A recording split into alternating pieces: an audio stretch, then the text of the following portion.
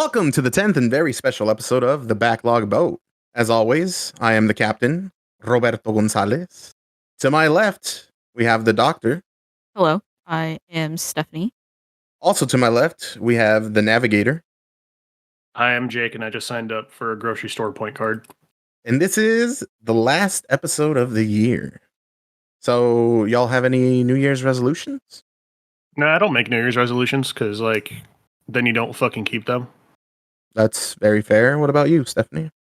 I don't think I have any resolutions kind of for this year.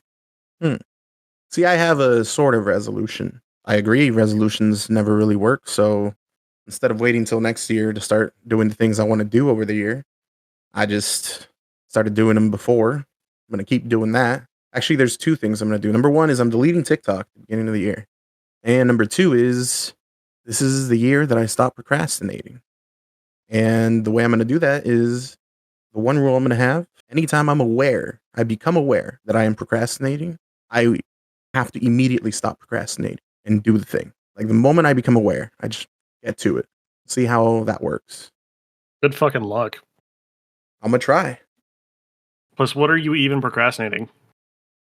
Literally everything from waking up and taking a shower before work to start editing the podcast instead of playing some game.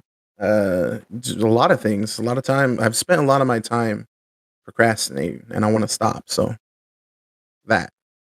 Yeah, see, the way I handle that is I just, force myself to be anxious until all the shit I need to do for the day is done. Oh, see, I'm just anxious all the time. So, I just won't be able to be comfortable unless it's done. see, but that's my natural state of being. So clearly that won't work for me. Make yourself more anxious. Doctor, does this sound like good advice? Yeah, I was like, doctor speaking. I think that could be very interesting because you're gonna override basically every time you feel anxious. But if it works for you, it works for you. Just get more anxious. I literally cannot, fucking chill and relax until certain things are done. And that used to give Robert anxiety, so I know, there's just shit you can do to force yourself to get anxiety, bro. I would come home, stare at dishes that Robert literally just made, and then immediately just start doing them. And then, vacuuming the apartment and shit, because I refuse to sit down until it's clean. See, so that would be an example of, I'm used to, I literally just finished my meal. I'm going to put the dishes in the sink. Maybe I'll go do something, and then I'll clean the dishes.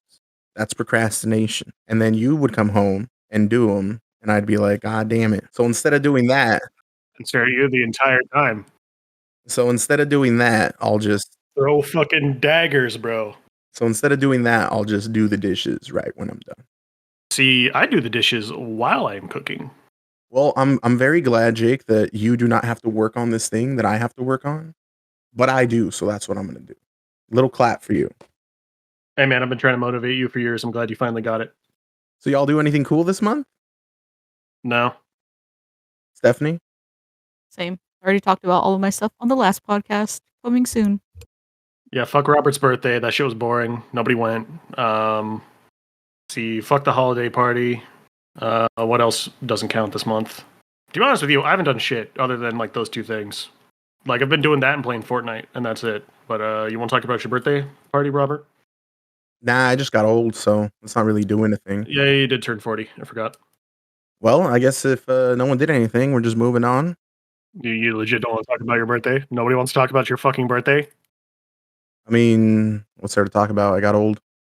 Okay, yeah, I guess the present I gave you was dog shit too. That's fine. I did not say that. I agree, it was ass. That's why I asked if anyone had anything to talk about, but you literally said. I was being sarcastic, bro. Damn, shit. So I was like, and I know for a fact other people also did stuff, but no one wants to talk about things. You want to talk about Shrek Super Party or getting your ass whooped in Lethal League? So I had a birthday this month and threw a little party. We all got to be there. We played some Shrek Super Party, which unfortunately Stephanie did not get to try, but that may have been for the best because it became like a United Nations convention in there whenever we had to split the bugs. And you want to explain what that even means? It's kind of fucking complicated. But hey, Stephanie, you've played Mario Party before, correct? Yeah. So Shrek Super Party is just a Mario Party clone, but instead of getting stars or whatever, you get bug juice, and it's first to whoever gets 500 fucking ounces of bug juice or whatever. And the way you get bug juice is you will get bugs after doing minigames, and if the bugs match, you will squeeze them into juice. So certain bugs are worth higher amounts of bug juice. So if you had 2 greens, you would and greens are worth 1 point, you would crush them both and get 2 points. Or like if you got 3 blues, you would crush all 3 of them and get 15 points. But the way the mini games work is the person that comes in third gets to trade one of their bugs with anybody else. The person that gets second gets to trade 2 of their bugs with whoever else they want. And the person who gets first gets to trade 3. So what this always turns into is people trying to wheel and deal and not get fucked. Because if you try to take the first player's best bugs, they can always just come back and fuck you immediately as soon as their turn to switch bugs comes up. This is normally a process that takes 20 to 30 seconds. But we played with my sister and her husband. And boy, howdy, was it probably 25 to 30 minutes per encounter, because it was just... I told him, man, like, just don't be a pussy. Like, worst case, you're sleeping on the couch or getting a divorce. Like, just take her bugs. Just take her best bugs. And then my sister was like, yeah. Oh, man. It's a very weird game, but it's probably my favorite one of those. It might just be nostalgia, but I feel like the mini games are really fun in Shrek Super Party. Before Jake and his sister showed up, though, it was just Stephanie, Bryce, my sister, and I. And my sister was whooping our ass at every single fucking game we played. Like, what did you guys do? You guys did the bowling?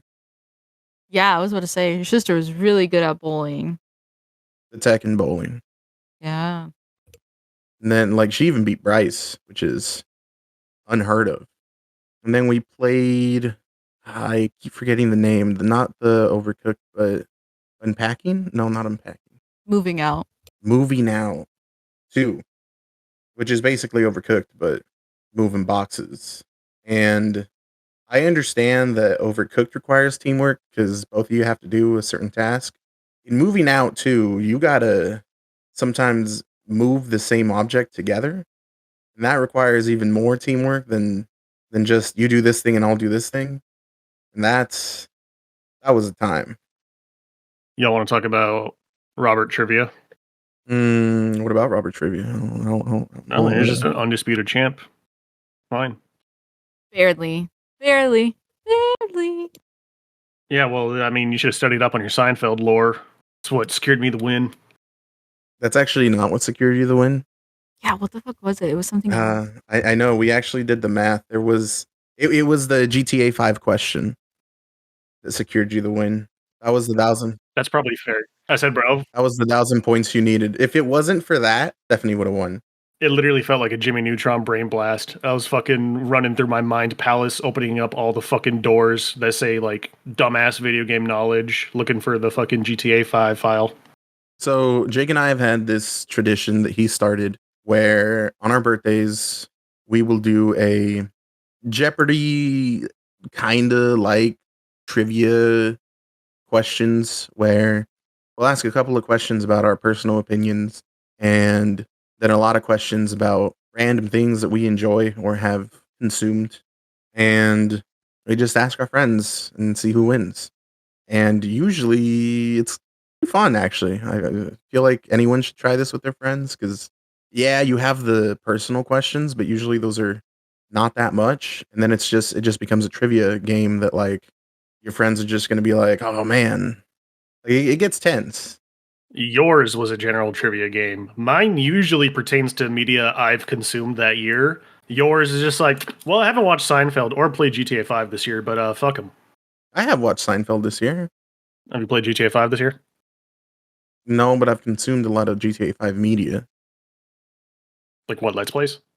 No, like video essays and stuff like that. Ew. Things like deconstructing like how like the making of and all that stuff. Like, it's actually very interesting, but you know, Dude, whoever wants to make video games, this shit's whack. that's very fair. I can't think of anyone here that would ever want to make a video game. So Jake gave me 2 gifts this year. I got a lot of gifts actually this year. I was very spoiled. I have the ones Stephanie gave me right on my shelf over here.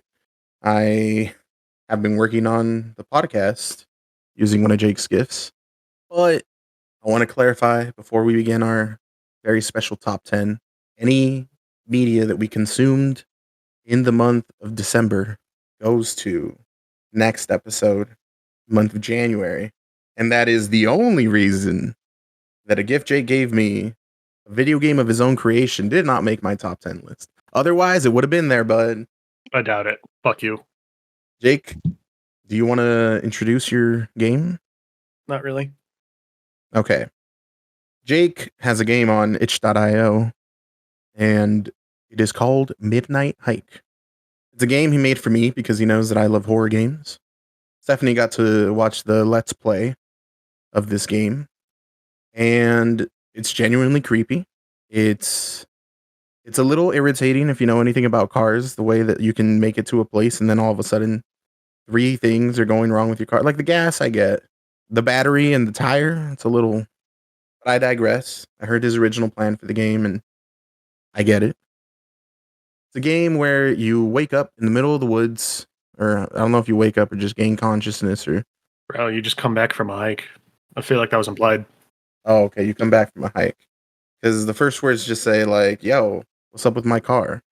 Then you check out your car, it's out of gas, one of the tires is flat, and your battery's gone. And you're like, oh, okay, that's cool, I guess. And then if you're like me, you're going to go look at the little tent, see what your situation looks like. For a giant deer god just pulls up and picks you up and kills you. So on your second playthrough, you try and find these things as quickly as you can. Pro tip for anyone out there, whoever plays this game or knows anything, just look for the giant tree. That's all you got to do. You'll see a lot of trees, but one tree will be a giant tree. Yeah, I thought it was pretty clear, bro. One of the trees is twice as tall as the others. And that'll be your big clue. And that's where the battery's at. It's a fun little game. It's got better sound design than I thought it would. And yeah, Unity's like sound design default system's actually like really good. And overall, it's really good. You should check it out. I'll put a link at the end of this on the description. Stephanie, what did you think about his game? Well, see, this is going to sound really messed up. It sounds like I wasn't paying attention. But I thought last time we could put things that we really liked on our list in December. It just had to be like really amazing. And so I had Jake's as one of my honorable mentions. Wow. I thought it was pretty cool. But I did not understand the assignment. So my honorable mentions are going to be interesting. And also to my list. But anyway. That's totally fine. You can totally include it. That's not the only reason why I'm not including things that I consumed in December, but we'll get to that. Jake knows why, because I would have to considerably change my list if I included things that I consumed in December. With that being said, high praise. Already got a Twitch stream and everything. Yeah, some dude did stream it on Twitch and then got mad because he didn't get mad. He was just flustered because he couldn't figure out what to do. And he's like, yeah, fuck this. I need the dev to hop in here. And I was like, working at a 9 to 5 and you're on the East Coast, bro. There's no way I'm doing that. I'm sorry. He did compliment the game. Appreciate him playing it, though. Yeah. Shout out to, I don't know his name. T Walls. What else did we do during that birthday thing? I just basically showed up to eat your dad's food, to be honest. I don't even like you that much. That's fair. Like, my dad's food is worth. Like, that fucking shrimp burrito was so fucking good. I feel like, Stephanie, you were so full and you just kept on trucking. It's very true. I always eat, or at least try to eat everything that somebody makes me. That Has Robert ever cooked for you? Because sometimes that might be like a death sentence. Sometimes. I'm gonna. All right. No, a lot of times it's really good, but like sometimes he'll just roll fucking nat 1 on that cooking check, and then like, I mean, that's just a rough time. I'm gonna act like I'm saving you from answering this question, but really I'm sparing my own feelings. So let's move on. Hold on, I will answer this. Okay, there's not a lot of times where Robert has made me stuff, but there's one thing that he does make me whenever I'm feeling like really terrible, which has been quite a few times in my life, which is mac and weenies. That is just a chef's kiss. And he's also made ceviche too, or ceviche, sorry. But I'm just like, what else? Yeah, just a seafood stew, just Seafood stew. yeah, one time when you were sick, it's Yeah, Robert's never fucked up seafood. tomato. He just doesn't know how to cook steak. I fucked up steak once. Never cooked me a steak. Anyway. And he never Because cooked I fucked it again up. because he fucked it up. I tested it on Jake and it was a fucking failure, okay? You do not want to have my steak. I don't want to have my steak. Well, I would put you through that. Your fuck up was just trying to measure the temperature instead of eyeballing it. Like, do you measure the temperature of chicken? No, you can tell when it's done. Exactly. So why would you do that for steak? It's way easier to tell if steak's done. I completely disagree, but Bro, if you ate that shit raw, it would still taste good. You can overcook a steak. You can't really undercook a steak. At that point, it's just personal preference. so yeah, another year older. Blah. Here we are. You said something about a holiday party. Yeah, I was gonna say the last thing I did was win a bottle of Jägermeister at the company holiday party. That was fun. Or should I say will be fun for Robert and I. That's I do not like Jaeger, so yeah. I'm pretty sure so the way a raffle worked is like everybody got like 5 tickets and then there was just a bunch of like buckets with like labeled prizes. And then I just spread mine out, but I threw like a ticket into the Jägermeister bucket and there was only like 2 other tickets in there out of like all 500 people at the company party or whatever. And I was like, bro, I bet you I'm going to get that Jaeger. And I did. So you're saying that like this was based off of how many people put raffle tickets in each item? Yes. And you're surprised that you won the Jaeger I mean, it was only 1 in 3 chance. because 3 people are the only. How many people are at your company? Shit ton. It's an international company. Or how many people were at this party? Maybe 300 between 3 and 5, I think. Between 3 and 500. It was probably a lot less than that, but it seemed like a lot of people. And then I had to do the walk of shame and walk all the way up to the like prize thing on the stage, pick up my bottle of Jägermeister in front of everybody, and then walk off. You look like the type of person that would drink Jaeger. Actually, I'm assuming. Well, I don't know. I'm just picturing that you look younger compared to everyone else there. But I've also never even seen what that field looks like in a work setting. So maybe everyone's young. No, they're all boomers. Okay, so yeah. Or like either you've been with the company for 3 years or less and you're around my age, or you've been with the company for like 10 plus years and you're like 50. No in between. Unless you work in accounting, there's like a little bit in between. But engineering, no. So can't wait to tell that story.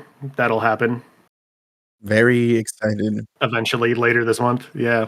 For whatever shenanigans Robert and I get up to with a free bottle of Jägermeister and 10 micro shots of Jägermeister.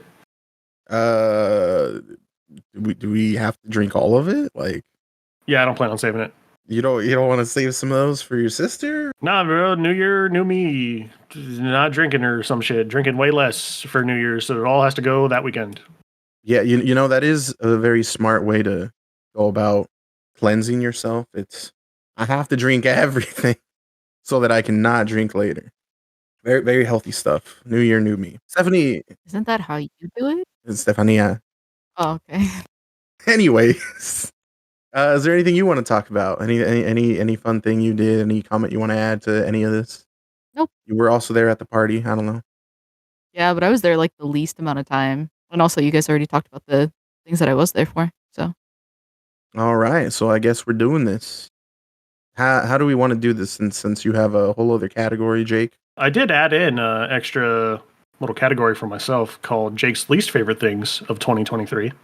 I could just sprint through those real quick. Go for it. Let's hear it. Okay, number 1, we got Ant-Man 3, The Quantum Realm. This movie had dog shit character writing, a couple interesting ideas, none of them executed particularly well. Donnie Darko, still think that movie's fucking dumb. Jake Gyllenhaal's cool, but that movie can suck my ass and anybody who likes it. Full Metal Alchemist Brotherhood. Anime fucking sucks. Doesn't do anything interesting or cool in a modern context.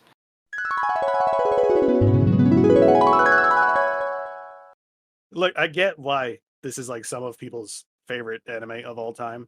Like it's like a 7 out of 10. It's fine. It's like a Marvel movie good. It's fine. It wraps up satisfyingly. Like it has an epilogue that ties up all loose ends. The ending isn't rushed compared to other shonen at the time, like Soul Eater and I don't know what the fuck else was out at the time. Naruto? Yeah, whatever. It's probably better than Naruto. Number 4, Saw. What a fucking dog shit movie. I hated the editing, and the plot was kind of contrived and stupid. The entire movie really should have just been 2 dudes chilled in a room. All the detective shit kind of sucks. And number 5, The Conspiracy. This movie fucking sucks because it's kind of boring. There's nothing interesting about the Illuminati being real. We all know. It's fine. And those are my least favorite things in 2023. I mean, I agree Ant-Man sucks and Donnie Darko sucks, so. Well, I don't know if Donnie Darko sucks, I just don't get it. I'm glad that we agree that everything I just listed sucked ass. With the exception of Fullmetal Alchemist Brotherhood. You know, I'm starting to come around to Donnie Darko. You're right. With the exception of Donnie Darko, everything else can fucking suck my ass. Any comments, Stephanie? I mean, we already know how you really feel. Robert, you have anything? Yeah, he doesn't think Brotherhood sucks. I do think. In fact, he thinks it's all right. It just aged poorly. No, I think Brotherhood fucking sucks. It is such a trendsetter in the shonen anime genre. There's no reason to watch Brotherhood over any other modern shonen. All right. Agree to disagree.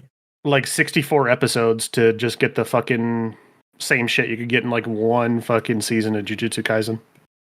I mean, they're completely different shows. They're all shonen. Yeah, but not all shonen are created alike. I know some are good and then some are Fullmetal Alchemist Brotherhood. I agree. You know, those were Jake's least liked things of the year, so I'll let him have that since I don't see my name anywhere near that category. All right, so we're getting into the real shit now. We getting into the real shit. Play the music or whatever. Play the Super Bowl anthem. See, I thought about that specifically, and then I thought that is like probably one of the one things that would get a copyright strike. Just play the Rocky theme again. It's fine.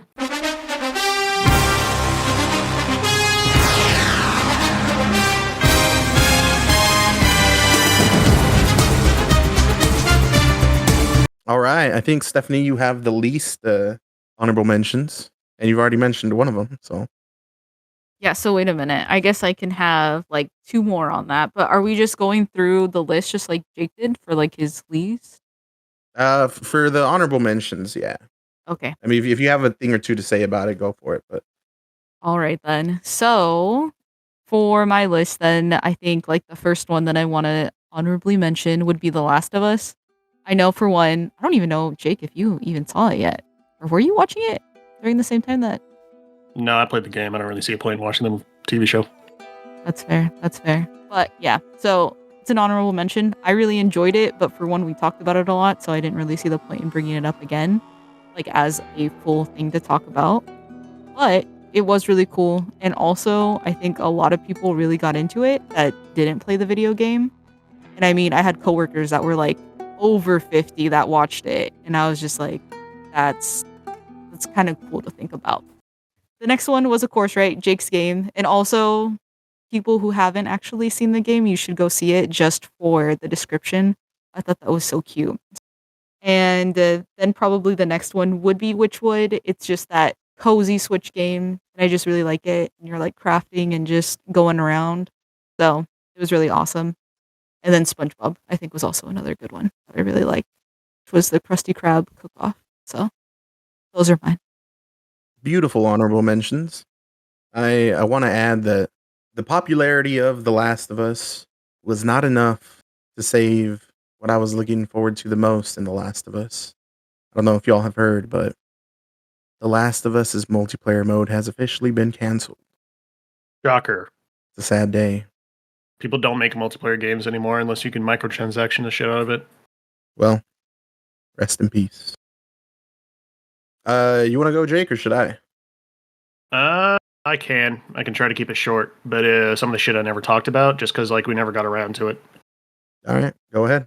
All right, and number 1, we got The Ultimatum Season 1. This show is so fucking good. This show was so close to making my list. Bruh. I'm not even lying, dude. Like, I didn't realize I had nostalgia for like shit reality TV until like this came into my life. I used to just chill with my mom on weekday afternoons and then watch like shitty reality TV shit, like Biggest Loser and like Kid Nation and shit. And I didn't realize that had a cozy feeling for me. But my dislike for like most people, I can just like revel in it in this show. Alexis, bro, she got exactly what she fucking deserved. She needed to be put in her place, and she needed to know that she could not do better than Hunter. There's nobody else on this fucking planet that would put up with that shit. Damn, I hope Hunter's happy, because fuck me, his wife is a goddamn nightmare. I agree. Next up, we have Marvel, Survivors of the Snap.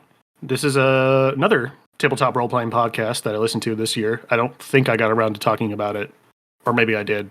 It's by a YouTube channel / website / group called 20-Sided Stories. And everything this, like, crew of people puts out is just fucking gold. Like, it's a lot of voice actors, and then GM'd by a guy named Sage GC, who scores all of the like tabletop games they play and edits the shit out of them so that it kind of turns out like an audio drama more than a D&D podcast. Like, I made Robert sit down and listen to the first episode of specifically this series just because I thought it was so fucking good. It was pretty good. So, I mean, if you like audio dramas, because you're a weirdo like me, go check out 20-Sided Stories YouTube channel, website, or Spotify. Their Pokemon series is also incredibly good. My third slot, another thing I don't think I got to talk about, because I think we skipped this month, was Teppu by Mare Oda. I think that's how you pronounce that. This is a comic about women's MMA, and I was really vibing with it. A short and sweet 34 chapters. It's about this... God, I don't even remember. I think her name's Natsu. It's about this really tall girl, and by really tall, she's only like 5'10", but in Japan, that means you're fucking gigantic if you're a girl, I guess. And she's just like athletically gifted. Like, she just dominates in every single sport or physical activity that she tries to get into. And then she sees this short little girl trying to invite her to MMA club. And then she's like, you know, one of my favorite things is just ruining things for other people. So I'm just going to go to this practice of the MMA club, beat this girl's ass, prove that I'm better than her, even though she's worked her whole life for this thing, and then just never show back up. And then she goes, and no, it is not that. She gets her ass whooped. And then this comic is just about the story arc of this not great person working really hard for something in the first time in her life because she just really wants to put somebody in her place. Like she got put in her place.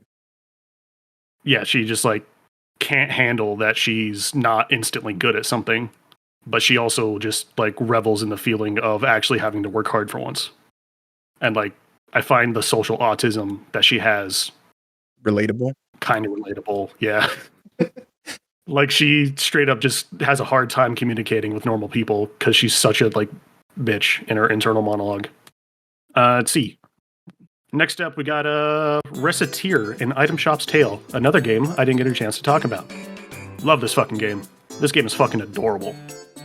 I like really fuck with games that have like commerce-based systems in them that I can engage with, and this game is 100% just about commerce.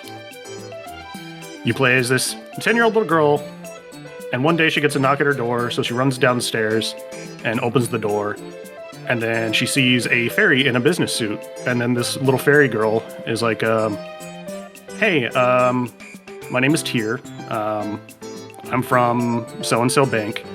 So I'm here to inform you that your father has just died and has borrowed $1 million from our bank.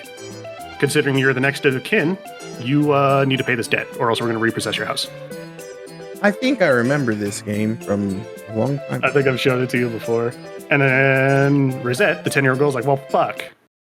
But don't worry, your fairy loan shark helps you turn your house into a like JRPG style item shop for adventurers. Don't worry, this isn't the plot to Chainsaw Man. And then you buy and sell shit, bro. You got to pay off your debt that your dad left behind. So that's cool. Really cute game. Like it a whole lot. It's also like super chill. I don't know why, but I just really enjoy buying something for 40% of its value from like an old ass lady and then selling it for like a 200% profit. That's just the definition of catharsis to me. And then last up, my honorable mentions is Coconuts by Thor High Heels. My favorite album that I've listened to this year. Who even like Thor High Heels? Me, I really like that content creator. Thor, like, I criticize shit too much, so I try to fill my life full of people and content creators who, like, just talk about shit they like. And Thor High Heels, that's just him. He'll just, even if the game is absolute dog shit, he will try his hardest to find good things to say about it. And I can just feel his vibe and being in the entirety of this album. And that's my honorable mentions, ladies and gentlemen. Rob, you're up. All right, I just want to throw out there that Thor High Heels was, I think, my second most listened to artist. It was on your Spotify list. Like, it never showed up on my YouTube thing, but I think if you like listen to music through the YouTube app itself, it doesn't count. Yeah, no, you have to be on the YouTube Music app. Yeah, so that's gonna like fucked up my entire like end of the year wrap up for like YouTube Music. All right, I'll talk about my honorable mentions. Up first is Lastman, that animated show I talked about that is amazing. It's grown-up Gravity Falls. It's 10-minute episodes that you can watch super quick, super fast, and it's just great. It's amazing. Like, it's just a fun time. It's quick, fast, easy to digest. And if you like Gravity Falls, if you like Monster of the Week type deals that have an overarching narrative, you don't necessarily need to consume as an overarching narrative and can just take it episode at a time. 100% guarantee you'll enjoy this. Then I have Succession on this list. This show almost made it to my top 10. And it's because, you know, before I watched it, I thought, how can I relate to, I think I mentioned this when I first talked about it, how can you relate to these rich assholes when, I mean, we'll never be as rich as they are? And, you know, all of us have, at one point, had heroes. Whether it be our dad, our mom, someone that we saw as this, like, heroic figure. It doesn't have to be parents. It could be a teacher. It could be a friend. And they can do anything. They're invincible. And for all of us, at one point or another, eventually the hero dies. And we stop seeing them as invincible. We stop seeing them as this, like, being that can do anything. In Succession, these 4 rich assholes, their hero never died. Their hero was this invincible fucking being. Their dad is the richest, craziest motherfucker ever. He calls the president for favors. He does all this crazy shit. He rules the world with his money. And it's about these 4 adults that have grown up this way. And so they're children. They're children who have seen the world through a lens that we never have. We can relate to children. And that's what makes the show so interesting. It's seeing these people and what happens when they finally do see their hero die. And it's amazing. And it's fucking hilarious. The next honorable mention I have is Puss in Boots: The Last Wish.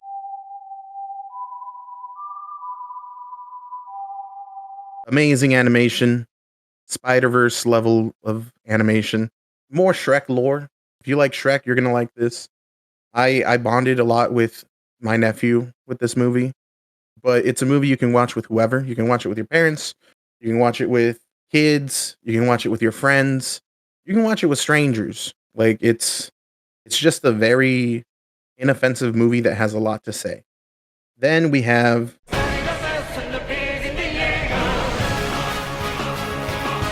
It's Over. I think was it 10 years or was it longer than 10 years? I think it was just 10 years. This anime has the best depiction of war I've ever seen. The twists and turns keep coming. No matter how much you think you know what's going on, this anime will shock you. And can't really talk about spoilers, but I know a lot of people hated how it ended. I loved how it ended.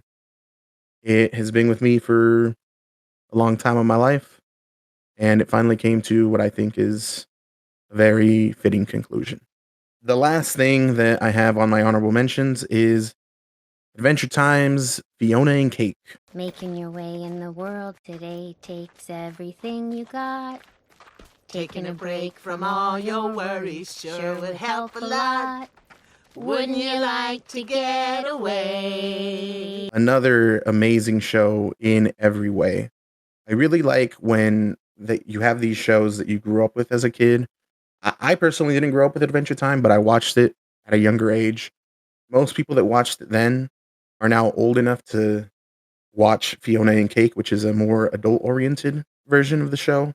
And it manages to be its own thing while also fully embracing all the lore of Adventure Time and being a continuation and giving you a different perspective of the original show that you didn't know you needed.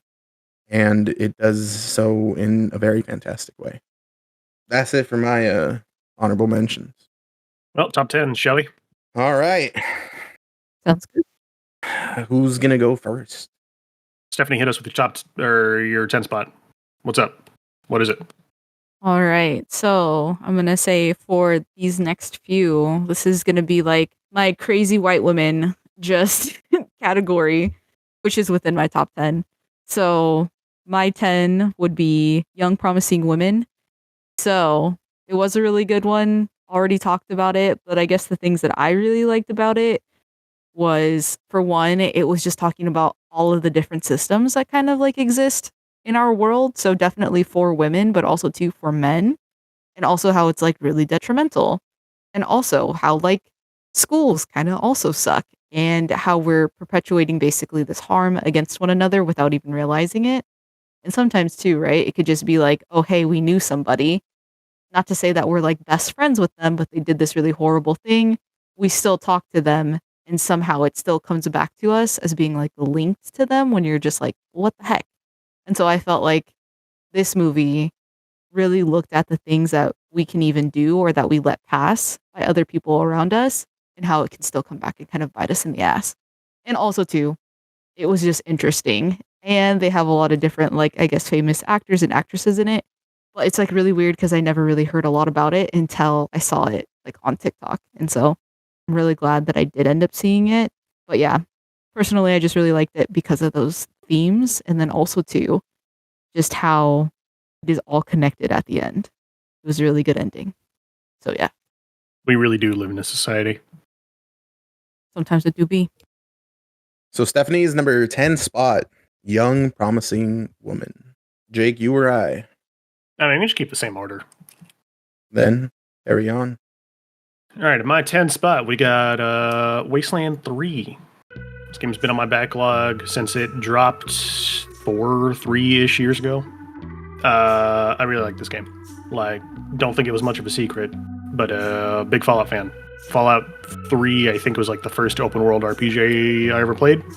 And then eventually I just fell down like the old school Fallout games rabbit hole until New Vegas dropped, and then just like solidified my idea of what a real RPG looks like, with like consequences and choices that matter. But Wasteland 3, take on the role of Wasteland cops, and then either abuse that power and those resources, or like do your best to make the Wasteland a better place. And I enjoy the role-playing opportunities in this game a lot. Like in Skyrim or Oblivion or like even like Fallout 4, like it doesn't really make sense to just go and then wipe out entire settlements. Like if you do that, you just do it because you wanted to do it. In Wasteland 3, people are specifically asking you to do these things for what they think are justified reasons. Or if you just feel like going off on your own and then going ballistic on an entire settlement, like, this game can be hard as fuck sometimes. So every extra bullet, every extra dollar, every little piece of literal junk scrap that you get that you can use to craft better equipment with is like incredibly valuable. But when I first talked about Wasteland 3, I don't think I made it like super clear, but the gameplay of Wasteland 3 is superb. Like, as a like turn-based strategy game fiend, Wasteland 3 manages to scratch that XCOM itch in a new way. Like, the core gameplay loop is leveling up your guys in such a way that you find these weird synergies that just happen to work out. So like you'll get a sniper and then you'll level up your like pistols skill to the point where you get the quick draw perk, which lets you shoot for free once you reload a weapon. And then you'll find a single shot bolt action sniper rifle that needs to be reloaded every single time it's fired. So you basically get to shoot twice as a sniper for free. And then you get the perk that increases your sneak attack damage by like double. And then you can just delete somebody at the start of a fight before it even starts, and then pick off the second most dangerous guy in the fight. Like, gameplay wise, there's so much shit that I haven't explored here in terms of the combat that I might eventually go back and then play it again. But narratively and gameplay wise, I'm satisfied for now. Like, this game was a treat in a world of shitty Fallout games, and games where aka Bethesda's just fallen off and disappointing me constantly. I'm glad other people are keeping the post-apocalyptic vibe alive. Yeah, prob. All right. Starting to realize that this is going to go a lot faster than I envisioned it was going to. You don't know that yet. We're not at our top fives. Yeah, I could just say something on your list is absolute dog shit, and we can argue about it for an hour. That's very fair. And I know that some of our, well, at least some of my choices are going to upset some people. My number 10 spot goes to John Wick 4. I was late to the John Wick train. You know, I think I actually watched Keanu before I watched the first John Wick, which is the Key and Peele like parody of John Wick. And I think it was because action movies kind of sort of they were at the same spot for me. Like, action movies were what Kevin Hart and The Rock for a fucking while, and while that's cool and all, like those are like action comedies. And I was used to like just like crazy ideas of action movies where it's just like full blown action. And John Wick fucking does that. I think you could probably put on any of the 4 movies and just hit mute and you would understand the entire plot of the movies just on what you're seeing, because that's how they're choreographed. They're really good full blown action movies. Show don't tell, bud. And they do. And John Wick 4 had a lot against it. Like, you already built this whole thing up. Like, how do you keep getting better? And I think they do with this one. I had trouble figuring out what it was I liked about like the world building and the whole universe that they created. And I think Jake will agree, because the last time we talked about this, Jake said there wouldn't be John Wick if it wasn't for Hotline Miami. But John Wick feels like a movie adaptation of a video game that doesn't exist. And I understand that like Hotline Miami is a thing, Jake, but just like with all its world building, like all the little aspects of it, the coins, the hotels, everything, it really feels like this could have been a video game and then like someone made a movie and they just happened to make it really fucking well. I think where John Wick like succeeded super hard is in its world building. The second movie is my favorite just because it expanded upon all the shit set up in the first movie world-wise. Like, the Continental is super interesting. The, like, weird hitman politics that John and the other characters have to navigate around. Like, it was just super interesting to, like, inject that, like, weird political intrigue into what would have normally been, like, a standard fare action movie. Another thing that I think is really hard to do is John Wick is the boogeyman, the Baba Yaga. He is a force to be fucking reckoned with. Everyone is scared of him. And the movies manage to show that, but also make him seem vulnerable. Like, at any point in time when he's hurt, when he's in danger, it looks like he could fail. Like, he's not Superman. Bruh. Okay. And it's a, what? Sorry, I'm gonna cut you off right there. I think that especially in John Wick 4, like, there are so many times where like there's just a certain scene and you probably know what scene. And I guess since Jake is gonna see it anyway, I'm not gonna like exactly say it. But like the fucking stairs were the biggest thing. So I'm just gonna throw that out there anyway. No, and I understand that, but like I think that if like it makes sense that they do that in that movie. If that makes sense. I want you so when you guys watch it, I want you to time that scene. No, I know that's why it's so fucking funny, but Time it anyway. What I mean is though, like it is still tense. Like I'm not watching these movies going like, oh, John Wick's gonna win. Duh. Like there's always a tenseness to it. Like it's because he does get hurt, he does get fucked up, and I think that it's hard to balance that and make it believable and watchable. Where like you're not just like, oh yeah, well he's gonna win. I also really like that in this because in the fourth movie they introduce new characters, but they feel just as like welcome as all the characters that have been there in the other movies. And that's also got to be a very difficult thing to do, to just bring in brand new characters that people will like and enjoy as much as characters that have been in 3 movies already. Overall, I think it was a really perfect ending to a series that didn't outlast its welcome. And I hope this doesn't age well when they announce John Wick 5. Like y'all did it. Don't fuck this up. That's my number 10 spot. Okay, so we're going on to number 9. Also, too, we've already been here an hour. Just want to throw that out there. Did you think it was gonna go like until 6 hours? The intro was like 45 minutes, but I think Robert expected us to argue about shit a lot more, other than be like, "Yeah, John Wick, yeah, pretty good. I agree." Well, no. I don't agree with his analysis of it, but anyway. I mean, okay, you can say something. Like, what do you mean? Just the fact that I said that John Wick doesn't appear superhuman, or what I'm trying to say is that I think like at least when I watched the movie, like I had a different opinion about it. And the only point where I was like, oh, this can change is with that one scene that I'm talking about. And so I would really like to know when you guys do watch it, like what Jake thinks, because like I said, just a different perspective, but we can talk about that another time. Anyway. Well, like I said, we'll watch it and we'll bring it back on the next episode. All right. So your number 9 spot.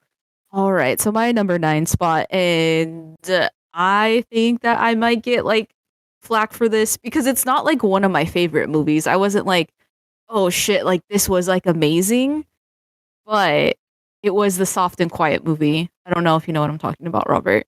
I do know what you're talking about. Jake also knows what you're talking about. Oh wait, Jake, did you watch it? This the Asian hate one? Yes. Basically, yeah. So yeah, I didn't watch it for a reason, bro. I don't like feeling uncomfortable. Yeah. So, and that's the reason why it made my number 9 was because like, for one, it drove home, I feel like, a different sense of fear in what can happen. And so, of course, it's like different than watching like a crime documentary. It was just like, this is something that exactly can happen in America. And it wouldn't be like huge. It would be like, oh yeah, that makes sense. And so that's what was really freaking creepy about it. But also too, just how I guess like evil like humans can be, if I'm being completely honest. And it was just something that I think like me and Robert, after we watched it, like we had talked about it like for a while, just because it was that really unsettling feeling. And to just be like, what did we just watch? And holy shit, like everybody in this movie is deranged, like to a certain extent. And then the way that it ended too, where I was like, oh, thank God. But it just really stuck with me, and it's something that I still remember. And so I was like, yeah, that has to be on my top 10. It's not like huge, but it is also like something that for one affected me. It's something that I feel like I'm going to remember, almost like Hereditary. It just has those same vibes, but like in a different perspective, just like what humans are capable of. See, that's what I was about to say, because I was hype. I was like, oh man, we just heard that this movie was like really terrifying, one of the best horror movies to come out, and I didn't know anything about it, so I was like, let's fucking go, another Hereditary. And then it was a different kind of Hereditary. For real. Yeah, see, that's why I didn't watch it, because this isn't a fun horror movie. This is it's like I don't watch like realistic like home invasion films. Because like this is Yeah. a sense of paranoia I don't need. I don't need to be more cynical of my fellow man That's fair. Yeah. and like afraid of people. I'm already there. It's so similar to, I think it's called The Strangers, right? Because that was like a real thing, wasn't it? Or one of those movies was, where it was like a completely random like home invasion, and then all of a sudden they made it into a movie. Yeah, I think it's based on true events or something. Yeah, so then like, again, I'm not saying it's like word for word what happened in that movie, but that's what this one reminded me of. And I felt like with this one though, it was just 10 times 10 times more well done, and also just with our political climate, I feel like could match exactly something that could happen, which is just scary again. So that's why it's on my top 10. Not because I particularly enjoyed it, but because it made me feel so uncomfortable that I can't forget it. So that was my number 9. Anyway. All right, Stephanie's number 9 was Soft and Quiet. All right, so this one might be a bit controversial, but like my number 9 spot is Tetris Effect.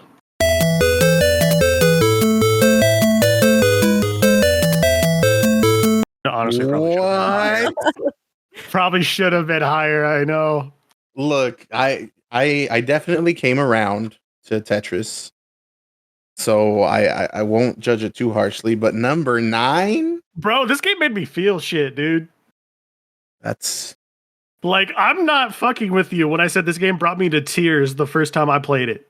I think that deserves like an explanation. Like, was it because it was so nostalgic? Was it because like what was going on? It's just everything about the way this game interacts with your senses. And by that, I just mean visual and audio. If I could smell it, it would probably smell like ocean breeze. like rain. Fucking scented candle or something. Yeah, like rain. But like, here's me in my last quarter of school, stressing the fuck out financially and like academically, looking for a little bit of peace in my life. And then Tetris Effect was just right there waiting for me. I'm in a pitch dark room. I'm home alone. And then the screen goes pitch black as soon as I open up the game. And then fades in with just an incredible light show. Like with an aquatic theme. And then I start moving the pieces as the beat comes in. And the pieces are just making beautiful music as I move the Tetris blocks around. And I was like, damn, this game is a piece of art. This makes more sense now. All right, then. And also, too. Oh, what the fuck you guys want from me? It's so good. You know, I will admit that it does have something to it. Like, if I think about that time Jake and I hung out, we played so many other games, did so many other things. But that's what I remember. I remember fucking Tetris Effect. So there's something to it. Yeah, I don't like, this game is so much more than the sum of its parts. Like, just from an artistic standpoint, the fact that like the Tetris blocks look different on every single stage and they look fucking immaculate. And then the background effects are particle effects. And then the beat. Each and every single level in that game is a new experience that is just a pleasure to like have in your life. The jazz level,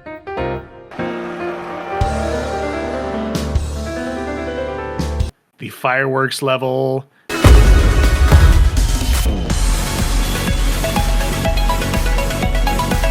that first like ocean level.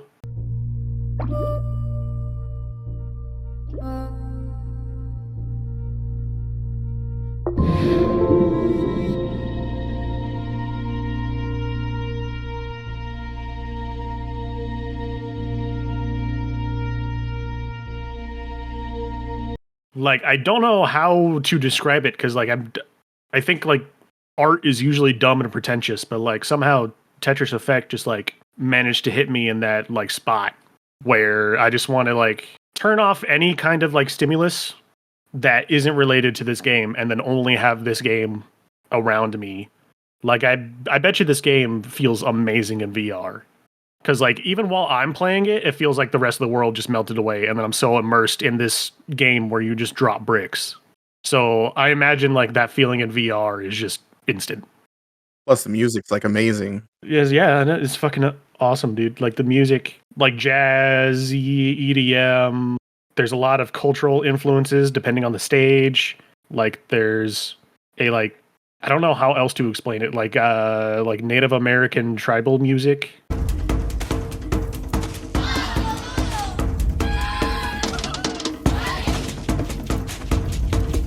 In one level, there's one level that's just like built out of like forest ambience.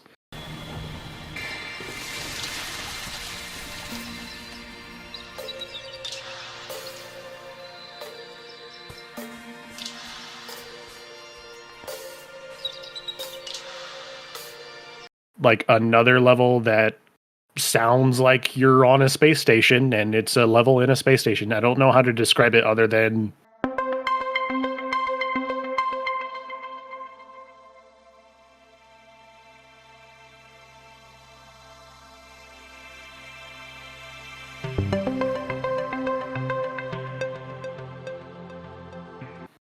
magic. Tetris Effect. The only thing I regret is it's not higher on my list. Sorry. Bringing it back full circle. Going back into my mind dungeon and then flashing back to earlier this year when I was playing Tetris Effect, I'm like, damn, it definitely could have been higher than number 9. But we're here now. So number 9 for Jake is Tetris Effect. I feel like now my number 9 is going to piss off Jake.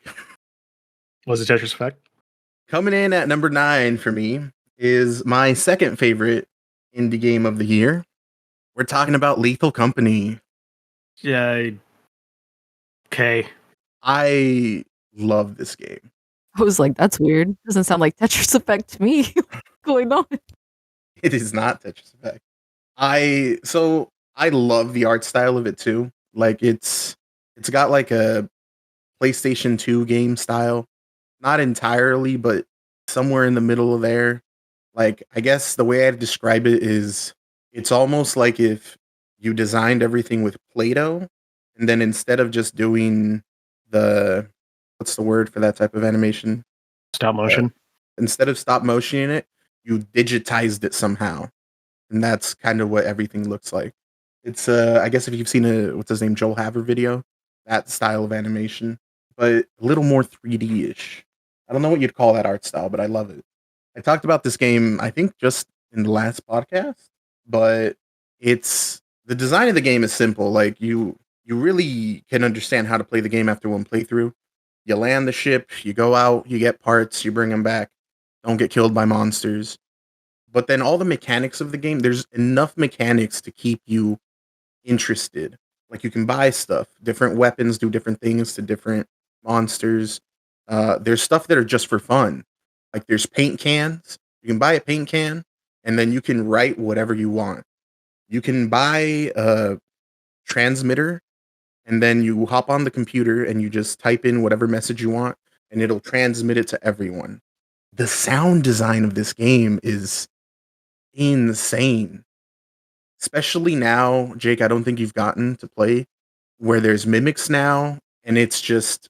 I'll give you that the sound design at this game is like superb.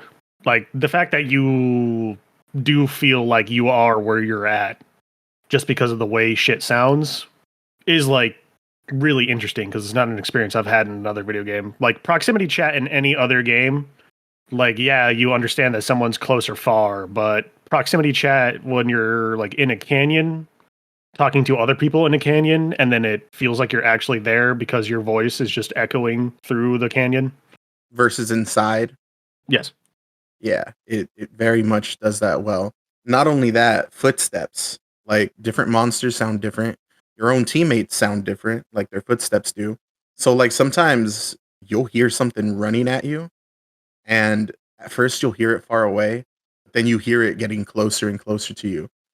And before you even see the thing, you're already scared. With all that, where this game really shines is you get your friends, or I've even played, I hate playing with random online people, but it just feels at home in this game.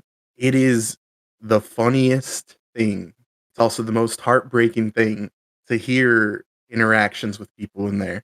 Because sometimes you'll hear someone screaming, about to die, and it's hilarious. It's the funniest thing ever. But then sometimes there'll be two people there, and you're just talking. And at one point, one of them makes the decision that, yo, look, bud, two of us could die here, or one of us could die here. And you don't even have to like role playing. You're just role playing in the situation. You're like, no, no, no, no, no. Don't leave me. Come on. And they're like, I'm sorry, bud. I have to. And it just makes for some of the best moments ever. On top of the fact that you can play this game as long as you want. And the difficulty level is still like the same. Like, yeah, you might need to get more stuff the harder, and it does get harder later, as in you need to get more money. But it's just as scary walking in there fully loaded out as it is walking in there with nothing, because these monsters can just, doesn't matter how many hours you have, a giant spider will still kill you just as quickly. So it's just a really fun fucking game. And I also like that it's stressful in a way that feels fun. Like when I'm playing a shooter and I have to clutch, I'm the last person, there's 4 people I have to kill. I hate that situation. My friends are watching me and they want me to do this. And when I don't do it, they're disappointed. And I end up feeling bad. They end up feeling bad. It's a bad time. In this game, when you're the last one alive, everyone's watching you. You can't be certain that everyone else is dead. And even if you're full, even if you have the most expensive stuff and like everyone's relying on you to make it back to the ship to clutch, whether you get killed by a monster or you just miss a jump and fall to your death in the most dumb way, you losing and you dying is always funnier than it is irritating for everyone. And I love that. Like even in failure, there is the victory of a good time. That's my number 9. I mean, yeah, I don't have a strong opinion on this game. I think it's fine. Stephanie, if you ever get a PC, it's one of the first games I'm going to make you play. All right, sounds good. To me, it's like the exact same game as like Phasmophobia or Demonologist or Backrooms. It's just like they're like incremental improvements. See, the thing is, Phasmophobia or Demonologist, I'll tell you right now, I get bored of that. Yeah, what I'm saying is like right now the one to play is Lethal Company until the next one comes out. No, but what I'm saying is like it's different every time in Lethal Company. Like in a way that I feel like Phas and Demonologist get repetitive. I mean, the like buildings being randomly generated each time is a big help. Yeah. It is fun, but like, fuck, is it not a good game for me to play while I'm tired? Like when I'm tired, I do not talk much, and like That's where that is literally the point of this fucking game. yeah, that is that's where the half game. the fun is. Yeah. The game is just a social game, and when I'm tired, I have a hard time being social. That's a fair judgment. Well, we're getting closer.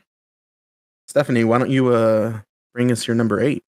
All right. So my number 8 was Soul. So again, this is Ew. What the fuck? okay. It's okay, Jake. No one wants to hear your opinion right now. I'm just kidding. Look, But like, Where's Tetris? I have no problem with Soul being your number 8 as long as Elemental's coming up higher. But carry on, do you? well, that's gonna be weird. But basically, what I wanted to say about Soul was, I think if you would have asked me like my top 10, like probably 2 months ago, like Soul wouldn't have been on it. But I think now that I am in this like new position at work, I think it just like rang true a little bit more. And so there were just a lot of points that I really appreciated it. For one, right? There's always something out there. Look at your strengths, different things like that. And sometimes you're not always going to realize them. I just thought it was a really nice, good, feel good movie. I said that twice, but it was just really nice. That's the reason why I liked it. I don't think there's anything really else that I could say about it, but open to throw hands, Jake, if this is something you feel strongly about. I mean, I'm not going to shit on you for like enjoying a movie that is just a good time. It was a cute, feel good movie. That's fair. That's fair. Thank you. But there wasn't anything else that you enjoyed more? Well, I mean, yes, there are like 7 more. I was like, but out of all of the other things, like I said, I think right now in this time in my life, it just really rang true just because of now I have to look at other people's strengths, even if there are times where they just like really irritate me. And also like being able to just be like, all right, here I am right now. There's a reason why I'm here. And so in this like certain position. So yeah. I mean, I'm a sucker for a jazz-based score, so And it was good stuff. put some cellos and shit in your soundtrack, and I'm here for it. Very true. Very true. I agree. Soul was a very beautiful movie. Like I said, it I think when we talked about it last, I mentioned how like sometimes you need to be reminded of things, and then Jake was like, bro, I've been here, but But yeah, sometimes it hits, and if it hit for you, then it hit for you. Right. Thank you. Thank you for the validation, peeps. All right. Just figure out what you guys want to do with your lives as soon as you're born, you fucking losers. Just figure it out. Just have it locked in immediately. Very true. Very true. I'll try to work on that this next year. That's going to be my resolution. Okay, Robert? Just be born billionaires. Yeah, stupid. Why did you fucking build a shitty fucking character sheet when you were born? Why didn't you spec differently? Man, I mean, I feel like it had something to do with my parents, but at the same point, Goddamn. no. They were building my character sheet from the beginning. But anyway, so I just left it blank. Jake, tell us about yours. Thought I'd fill things out as I go. All right, we doing my number 8. So Stephanie's number 8 was Soul. Jake, yours is? My boy, Nick Cage, been fucking killing it this past couple years. Been killing it forever. He's been killing it forever, to be honest, yeah. Got around to watching Mandy this year. And fuck me, do I like this movie. I think it's mainly just the lighting that makes me enjoy this movie so much. The film does such a good way of conveying emotion through its lighting that Nick Cage's character is pretty much a silent protagonist. He's a fairly stoic and quiet dude, but the way his scenes are shot and the way they're lit, you know exactly what he's thinking at any given time. And it's a pretty good... I don't even know what genre this movie is. I don't know if it's an action movie. I don't know if it's a horror movie. I don't know if it's just a Nick Cage movie. It's a Nick Cage movie. It's just, yeah, okay. But Nick Cage's character has a quiet storm brewing inside his character that you feel the entire time. And when this movie's climax starts to happen, you see him basically become a demon over the course of this movie. It was a very cathartic experience from beginning to end. Like I said, this movie's basically just 2 acts, and the first act of this movie is just cozy. It was comfy. It was warm. It was floaty. And then the second half of this movie just feels like a descent into hell. And a lot of the artistic choices in this movie, were pleasant surprises. I don't want to go too much into it spoiler-wise, but if y'all haven't checked out this movie yet, you really should. I mean, it's definitely on my list. Like I said, I technically started it. I definitely want to give this my full undivided attention. Yeah, make sure it's at night. Make sure you're not you're by yourself or something. You're not going to be interrupted. Dark room. Just throw on the movie. I'll watch it on my headset, bro. There's a movie theater mode where I can pretend I'm in a movie theater by myself. Exactly. Just experience it for 2 hours. That sounds like a good time. I'll always rep my man Nick Cage. It was quite good. I don't have much to say about it without getting into spoiler territory. But then that dreamlike state for the first half of the movie, and then that fucking snap back to reality was a really jarring but fun experience. Rob, what's your number 8, bud? Sorry, I was struggling, and I'll be like, oh, there goes gravity. Shut the fuck up. All right, well, my number 8 is a little Netflix series came out this year called Beef. Now, What? Oh, number 8. Okay. Sorry, continue. I'm sorry, is number 8 a bad position for this? I mean, no, continue. It shouldn't even been on there, is what she's trying to say. Beef was advertised like a show about road rage and how it can escalate and all that. And it is that. That is a big part of the show. But it's so much more than that. I don't even remember what exactly we said about it when we talked about it. All the performances from everyone are spectacular. Every single character is very well written. They're not good people. None of them are. But you can understand every single character's motivations, their reasoning for things. It's a very carefully crafted script, and the actors did a fantastic job with it. The music choice, I think I've said, is phenomenal, especially if you like old Zilla rock like I do, term that will make sense to no one except for us. But what I really like about this show is its overall message, or at least what I got out of it, because the 2 main characters, they are both struggling the whole time to finally get what they want out of life, because they have been rejected of this their whole life because of this person or because of this situation. They haven't been able to achieve what they really want. And the whole time it's not their fault. They don't blame themselves until they finally realize that in order to get anywhere, they kind of have to accept who they are, who they truly are. And that's something that really hit home for me because it's in the little things. Like it doesn't have to be major. It can be in just little things that you do or don't do or excuse of yourself. And it really drives home the point that maybe the reason you're not happy sometimes, maybe the reason things aren't going your way is because you're not doing something about it. You're choosing to let these other circumstances define you when you could be working towards bettering yourself or realizing, well, this happened. I can sit here and mope about it, or I can go do something else. Like I said, I it's hard to say exactly how they reach this conclusion without spoilers, but overall, I think it's a really good show that anyone should watch. And I know it's got it's controversy, but I still think it's a very worthwhile show to watch. And even if you look at it from I'm not going to look into the deepness of it, it's still an engaging and interesting show to watch at its base. Oh, this is a show about how fucked shit gets when you just focus on hatred. And by the way, what were those controversies? Just gonna throw that out there. The dude that was in it, I forgot his name. It's kind of a piece of shit who jokes about things that should not be joked about, and not entirely sure it was a joke or a bit on his podcast, and maybe it was just him being himself. It was both of them, remember? It wasn't just one. Well, I thought that they just like defended him.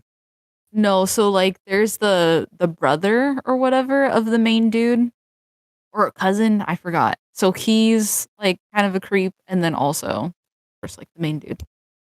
Okay, what did he do? Which one? Talking about Glenn from The Walking Dead, or Yeah, the yeah. dude from Invincible, or he's in a bunch of shit. He's in Beef. What did he do again? I thought his was the one with the podcast. So like they both had like standing podcasts, and it came out for Glenn too. Like this was something way back when about him talking about, I don't know if you can like bleep this part out or whatever, but like basically like raping like women and all of this other stuff. Did Glenn say something about that? Or I guess his name's not Glenn. I don't fucking know. No, I know. I Stephen forgot his Young. name too. Yeah, there we Yeah, go. Stephen Young. There you go. He had just like weird stuff that came up too. But also maybe it was like people being like, oh yeah, it was actually the other dude. But I thought that it was him as well. As far as I heard, it was just the brother. Yeah, like I feel like this dude should be canceled if that had come out for him instead of getting more shows. But then again, that might be part of the problem. Pretty wild for the theme of the show to be what it is, and then to have that controversy, you know? I mean, I would say so. A lot of just wild stuff, but But it did make my top 10 list, and I do still think that there is a lesson to be learned from it. On top of it being, despite everything, a very well written show. That's my number 8. all right. I don't know. I'm just like trying to like run down like what's the normie shit that everybody liked this year, and how much of it's going to end up on Robert's list. Okay, I mean, that's fair. There ain't nothing wrong with being milk toast, Robert. It's okay to be average. I mean, that's I'm not gonna take offense to that because, like I said, really, really changed my perspective on a lot of things and gave me some revelations that I needed. So I stand by it. Stephanie, what was your number 7? All right. So again, I had told you guys this is the only one that's like out of character, but this is technically something I didn't watch within this month. I don't think we did. Or maybe we did. But this is The Bear. So Robert has been telling me to watch this show for so long, and I finally did. And so again, I did not catch the assignment. I thought if it was something like really, really good, we could still put it on our list. But Oh no, go for it. Yeah, like that's totally fine. so this had made my list. And I don't know, Jake, have you watched it yet or no? No, I have a really hard time watching TV shows. That's a fair statement. Well, The Bear. So Robert has already talked about it on a previous podcast, but also too, I'm just gonna like say a quick few things about this. So the bear is freaking amazing. There are just so many things that I do like about it. And there are a lot of things where I'm like, what the fuck? So basically, the bear is about the chef, right? And also, he is just like a world renowned chef. And he's worked in so many different places. And basically, he's in Chicago trying to, I guess, like revamp his brother's shop. And it goes through like all of these different things. I think, is it a sandwich shop, Robert? I thought it was just a like restaurant. Yeah, I mean it's a restaurant, but I mean it's very much kind of like, I guess it's a New York thing. New York, Chicago, all those places. They'll have like places where you can just go and grab food, you know? Because I don't think that they had seating in there. Yeah, or if they did, it was like very limited. And basically, like they also had like arcade machines. So I don't know if that can like paint a picture for like some people, but that's basically what he's working with. And so it is just wild to see all of the trials and tribulations he goes through. And I love it and I hate it. But there's this one character that I really didn't like. And all of a sudden, like you get to see that he's also a human being too, which again is a really amazing thing. But also, I was like, dang, I just really don't want to like this character. So this show has a good way of being like, hey, here's this person, you're going to see them in this light. And then all of a sudden, we're going to interweave all of these different like background stories together. And just when you see how everything was kind of created, it's just like mind blowing. And so again, I just really liked it. For one, it makes you question kind of, I guess, your own family of origin, like how are traditions, and also too, how does food unite you? But then also, like, what are the things that are normal about your family and the things that are just like really chaotic? And how can you like accept both of these things? And also too, like, are there other things that I guess like you take from your family? Like this restaurant had been in the family for so long that at like some points, maybe it could have been looked at as a hindrance, or maybe it could have been looked at as this like saving grace. You just like, it just depends on how you look at it. And so I thought that was really cool how they were able to kind of do all these different things with it.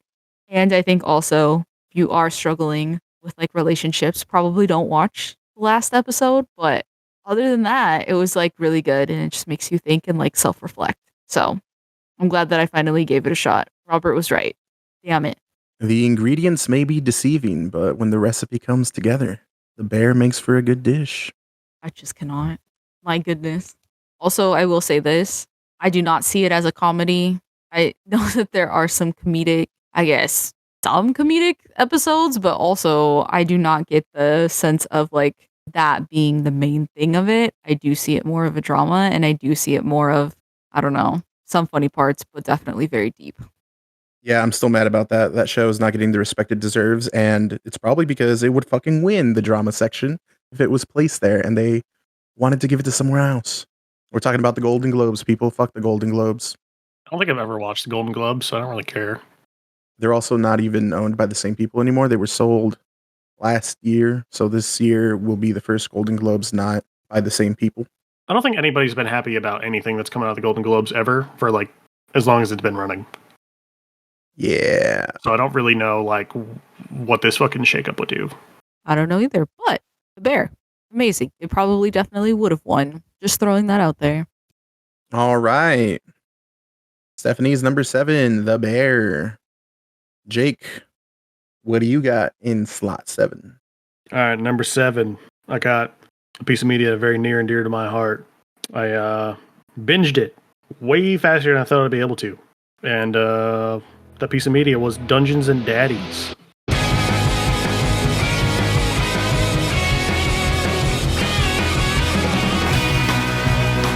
A tabletop role-playing podcast that is... I have so much fucking love for this podcast, dude.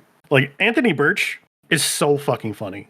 Like, I pretty much really like this show because it's so fucking funny. Everybody on here is fucking hilarious. And he sounds like John Mulaney. I bet he could do a hell of an impression. He honestly does sound like John Mulaney. Quick recap. Dungeons and Daddies is a tabletop role-playing podcast where the old Rocket Jump crew and friends play as a couple of dads who got isekai'd to the world of Dungeons and Dragons. And then they got to go find their sons that have gone missing in the world of Dungeons and Dragons. But I think what makes the show is just everybody on it is so fucking funny. Like the D&D part of this show is almost inconsequential. Like it's more that the setting that they're in is just a thing for them to bounce jokes off of. And I've showed the show to Robert, and he's actually been listening to it. So there we go. I managed to get Robert into one of the many podcasts I listen to. Most of the podcasts I've listened to, Jake has gotten me into, with the exception of like the weird nerdy ones like Welcome to Night Vale and Magnus Archives. It's fun. Like the Anthony Birch is also like just a really good writer. So he somehow manages to make full character arcs for the characters and all the NPCs within the world that like manages to craft a grand narrative that bleeds into season 1 and 2 like seamlessly. And the amount of editing that Freddie Wong is doing for the show is also amazing. Like he will sometimes just write whole ass songs for like the intro bit of the podcast, and they're all pretty good. Yeah, and if you're wondering what the sense of humor is like here, Stephanie, one of the main components of this, and it's actually, I would argue, an element of the D&D plane is dad jokes. I mean, yeah, Daddy Magic, it's really strong. It's a really good narrative device. So puns galore. Oh, yeah. Like, what I really like about this show is, like, one of my favorite things about, like, tabletop RPGs podcasts is, like, people that don't really play Dungeons & Dragons or, like, just aren't familiar. And a lot of the crew is familiar, but they haven't really played. So, like, it really just shows, like, how easy the game can be to get into as long as you have a good GM. And Anthony Birch, I said, just fucking killing it in the jokes and narrative department. But like this show also like manages to like get real when it needs to be. Like I've laughed and cried at work while watching this show to the point where I basically just had to stop listening to it while at work because I come off as a fucking psychopath. Either like crying from laughter or crying from genuine emotion in my cubicle as silently as I can. See, I haven't gotten to any sad parts, thank God. But I can definitely see someone cry laughing so far. No, dude, it only goes up, bro. Definitely nothing hits ever. But also, like, the amount of, like, creative shit that Anthony Birch does for his players is also on a, like, weird and insane level. Like, in the second season, there's an episode where their characters have to do stand-up.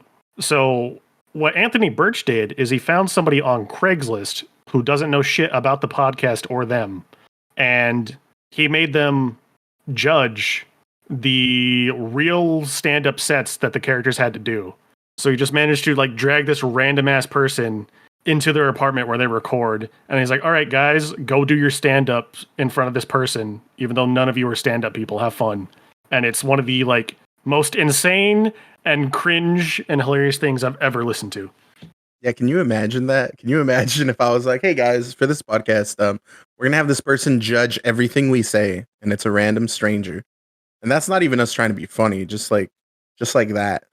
Bro, Beth May, she built her entire stand-up act on being a misogynist woman hater, and then didn't realize that the judge was gonna be a woman. So like her entire set is way funnier because it's not funny. Well, she's just like, damn, I was just really hoping like Anthony was gonna grab some kind of like blue collar misogynist guy, but fuck me, I guess.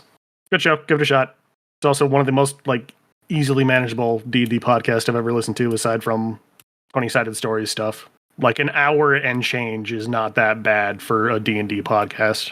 Nah, and you can listen to this without knowing anything about D&D and have a good time. Yeah, the players don't even know shit about D&D. So Jake's number 7. Dungeons and Daddies. Yeah, run it, Rob. All right. My number 7 is one that has already been mentioned. It is a movie called Young Promising Woman. I also watched this, and, you know, I watched it at probably the worst time that I could have watched it, which is probably the best time I could have watched it.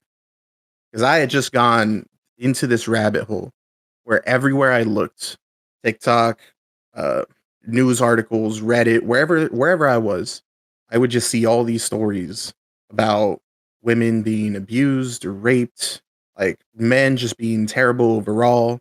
I think the allegations for like people like Rex Orange County had been going. a bunch of other people. The whole Marvel thing with Jake, what's his name? I forget.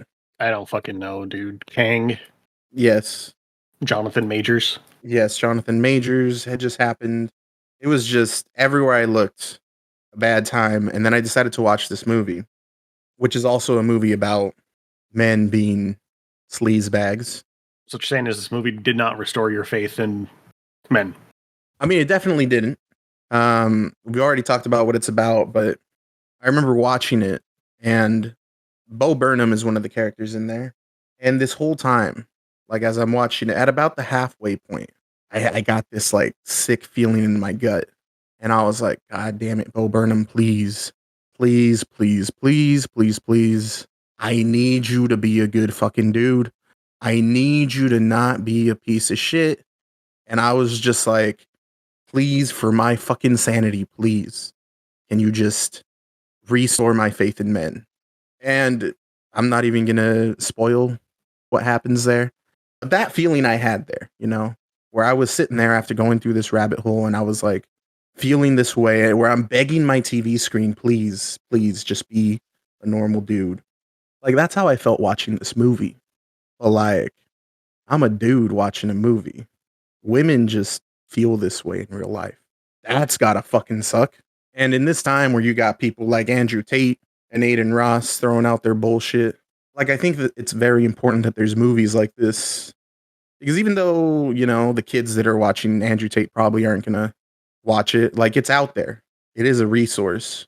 And I think that it's definitely like I think men should watch something like this and then like think about, how things are. Because I remember I watched this movie and there are people that I've known my whole life, women that I've had our whole friendship.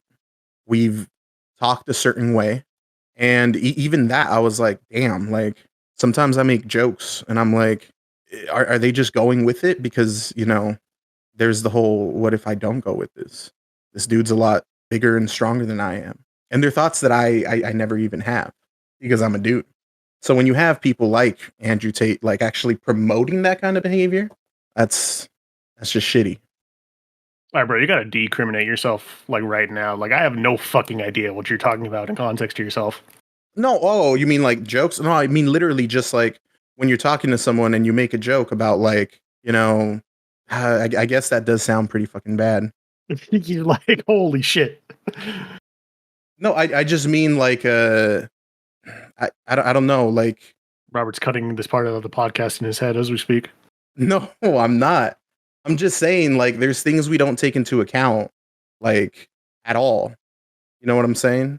No, I'm not a woman. I guess also too, I will say this. Like, I think in the movie, this isn't gonna give anything away. At least not too much. There's something that happened. Oh no, I think we had already kind of talked about what happens even before. But I guess kind of to highlight like what Robert is saying, like it's not just men, it's also like women again, right? Kind of like fueling the patriarchy in a way. So there's another girl who didn't like the girl that gets victimized.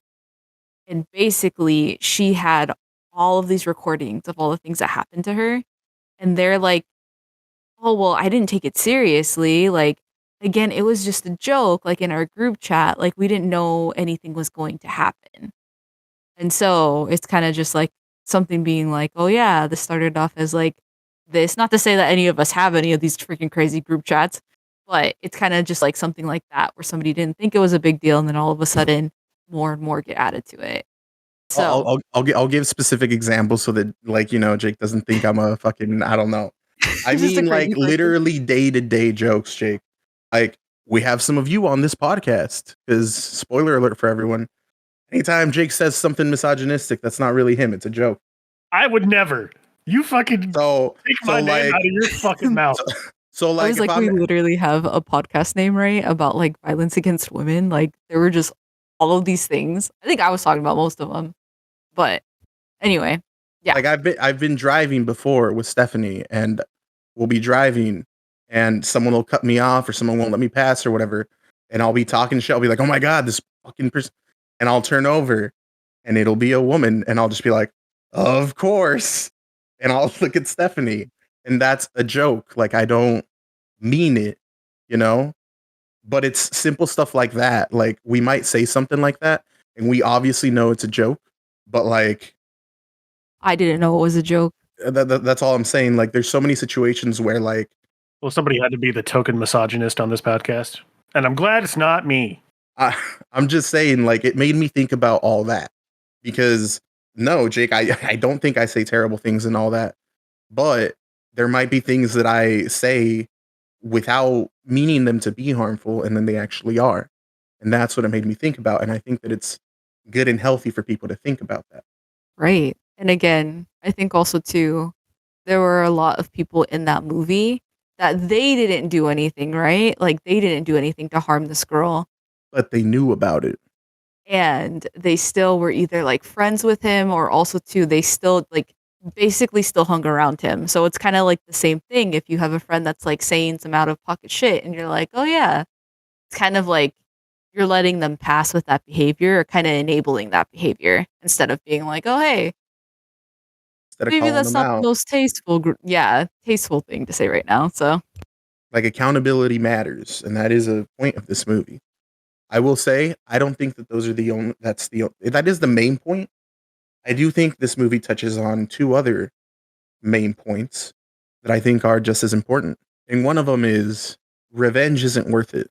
Like, the main character is doing all these things in order to get revenge for her friend. And she constantly ruins her life for it. And at one point, the mom of her friend is literally like, you need to fucking stop. This is helping no one. This isn't what she would want. Like, you're ruining your life. And I think that is an important thing too. Like, you're only spreading hatred. And like I said, I'm not defending anyone. Like, the people that got what they got, they fucking deserved it. But like, it's not. I like that the movie wasn't just, ooh yeah, revenge. I like that it also showed that part of it. And another thing it showed is there was a point in the movie where she is, because she's been like talking to all the people that have been involved with this, and she goes up to someone and she's 100% certain that this person isn't even going to remember the name of a friend or anything because, like, he's a piece of shit, did a bad thing, yada yada. And when she goes to talk to this person, they not only remember the exact thing that she's talking about, they break down because they regret what they did and they hate that they did it, and they were able to change and even end up helping her. Again, I just like that it's in there that, people can change. This person obviously didn't do anything as bad as like the actual act. I don't know how I feel about forgiving that one, but people can change. And I'm like I said, I'm just glad that this wasn't like a cookie cutter movie, because it could have easily just gone for the revenge bit, played it for laughs on the parts that it does, and been like a ooh, men are evil movie. But it explores more aspects of like the whole situation, and it has multiple different messages. And I'm gonna think about this movie for a really long time. Anything to add, Stephanie? I guess also too, I think I do like how you talked about like the change piece. I think a little bit though with that is that the dude also had to be like, "Hey yo, like what I did contributed to what happened." And also, like I recognize this and I'm saying that like I was also a part of it. So I guess like before you're able to change, right, you also have to have that own self-awareness to be like, I was a part of this. And I think that's another part in the movie too, where people are like turning a blind eye and like, oh no, I didn't do anything. When like again, right? Like being a bystander. I think also too, right? Like that dude also had like a mental breakdown after that. But at the same point, it was really good to show that yes, you can still, for one, make amends for what you're doing, but also two, you have to be able to be like, yes, I fucked up. Yeah. Something that, yeah, like you're right, other characters did not. So yeah, that's number 7. Sterling, what's wrong with Andrew Tate?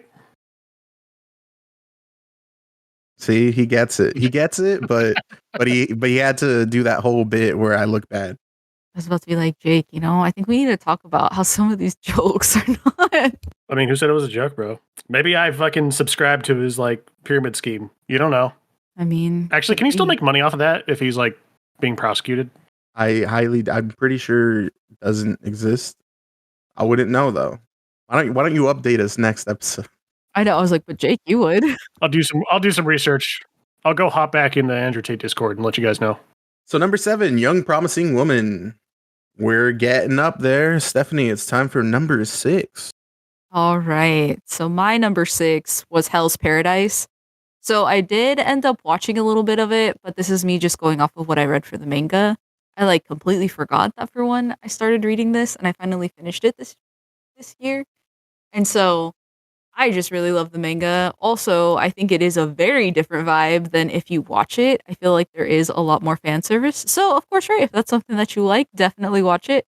But also, I think with the manga, like you still get to see all the parts, but it's like a different vibe, like I was saying, but also too, it just matches what's going on. Because I think with the anime, something that they forget to touch on is there is like this religious aspect. So again, it does go into like, I think it's Taoism and how that like all kind of contributes to like what this manga is framed off of. But again, so I love how we were just talking about like having no hope for men, but this freaking manga just built me up. I was like, goodness gracious, I just love this character, which is the main character, which is Gumbaru, and just all the things that he's willing to do. And it's just so cool. And I just love that. And it's actually a good ending. It's not like a terrible ending or an ending where you're like, oh wow, this is something that I wouldn't want. It's like all put away and squared away, and there's no opportunity for this to like have a second part. And I think I really also enjoyed that too. It is what it is. It ends really well. And also, this isn't going to be something that's going to continue on for like 800 chapters. Like it's only 100 and something. So really loved it. I was so glad to see this on my list. And yeah. Yeah, no, because I watched the anime and like I did enjoy it, but I just, like I said, I think there is something to be said for reading manga versus watching a show. Because for one, like you have like you've read the whole thing, so you know what each little thing is building up to. And so even like me just watching the part of Hell's Paradise that I watched, I was like, damn, this is pretty fan servicey. Like, I don't know. And so I feel like, you know, similar things with the Chainsaw Man one, like reading it is a lot different than just watching it. You mean that really bad anime that sucked ass? I'm not gonna justify that with a response because I don't think even you believe yourself. So yeah, no, I kind of do. You're right. It was better than Fullmetal Alchemist. I agree, at least on that. Jesus. I do want to like go back and read it just because I just want to see what a different vibe it is than the anime. I'm not gonna lie to you, but I'm slowly giving up on anime. I think manga might be the superior format. It's kind of in line with what we're saying, so I don't. I mean, I was agreeing with you. You're welcome. You're validated. I see you. Nice. So next year we'll have Jake's One Piece review. Can't wait for all of my top 10 to be manga, and I'm not fucking reading One Piece. You can suck my ass. That shit would take me like half a decade to get through. That's fine. They're redoing the anime, so you can watch the Wit Studios version. I'm not watching the anime either. I will watch the Netflix show until it inevitably gets canceled after 2 to 3 seasons. You know, like, yeah, it was pretty good until they canceled it. Netflix is doing the anime one, so good job, good luck, bud. All right. Is there anything else you want to add about Hell's Paradise? Nope. Number 6 for Stephanie, Hell's Paradise. Jake, what do you got? Well, this number 6 slot, this piece of media makes me very sad. My number 6 slot is Cyberpunk 2077 by CD Projekt Red. Well, like, this game is fucking heartbreaking to me because, like, the state that it launched, this Cyberpunk 2077 had the opportunity to introduce this world to, like, a brand new group of people and, like, bring them into the world and get them interested in the tabletop RPG. And the game just came out on launch and did shit itself, which is a fucking crime. Because, like, the design and artistic side of this game, like, absolutely fucking nailed it.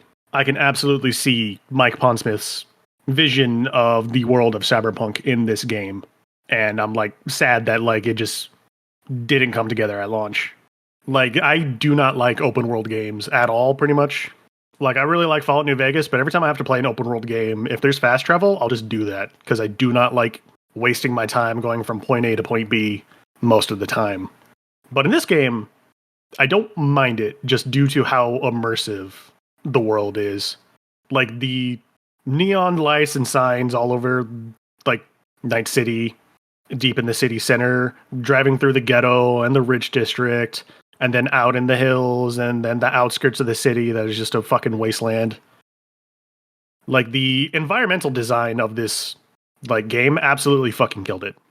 And like it I like that I have the like 3D image of my head of what Night City looks like now whenever I'm playing the tabletop RPG rather than just like a description of what the city is supposed to look like. It is a neon corporate hellscape full of winners and losers, and the losers are at best poor or usually dead, and the winners are just tomorrow's losers.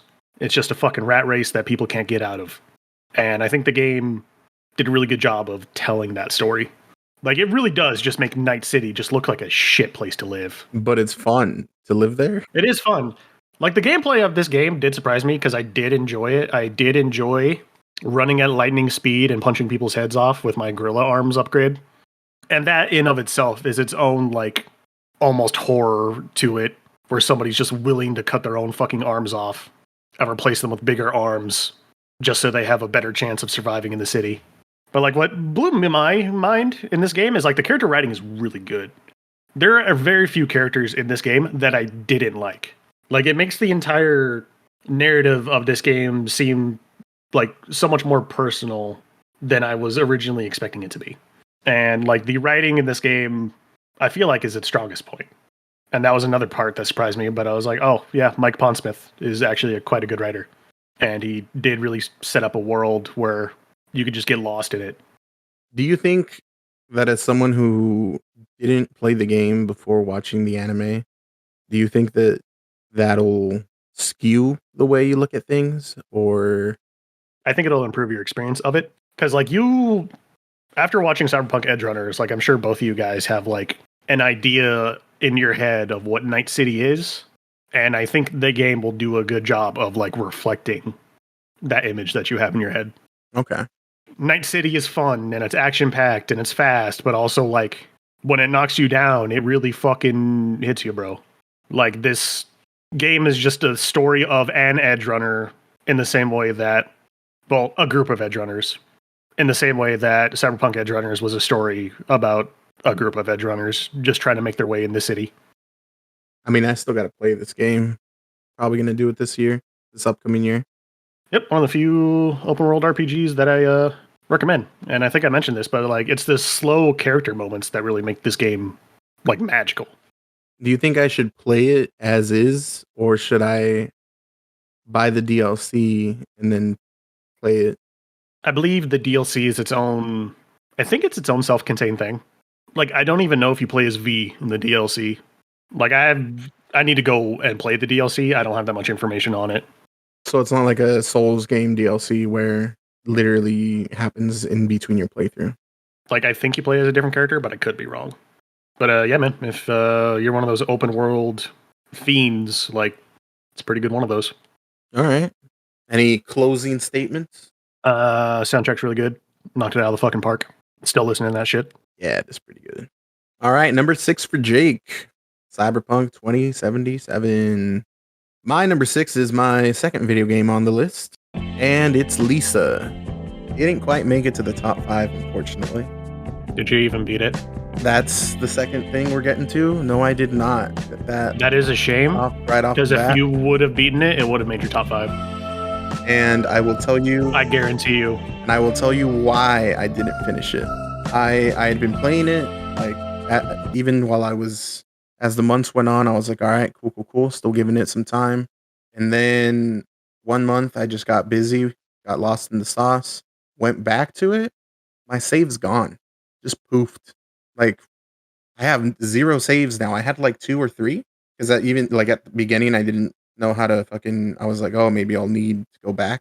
It's like all my save data is just gone. And that just like, that really brought like to start over from the beginning. I was like, You might still be able to pull it from the Steam Cloud. I hope so. But like, it made me hold off on it. But regardless, it still made my top 10. because I haven't had this much fun with a game in a long time. And most of it at the end of the day does stem from like the dialogue and the jokes. Like the gameplay is fun. It is still fun, but even in like boss fights and stuff, the best parts were how to solve the fight due to stupid means, or even just like hearing some of the dialogue if you decide to do something. And it really showed me that not that this game is lacking in gameplay. It's absolutely not, but just how hard dialogue and sound design, like music choice, sound effects, and good writing and comedy can carry a game. And like I said, not even saying that's the case here because the gameplay is still fucking phenomenal. But like you could take the amount of jokes and good writing from this game and put it into a shitty game with bad gameplay, and I would still play it because the writing is so good. Like I would, and just how quick it turns. Like I could see something devastating that makes me go like, "Holy shit!" And then like 5 seconds later, be laughing my ass off because some stupid ass shit happened. And I haven't like had that experience with a game in a long time.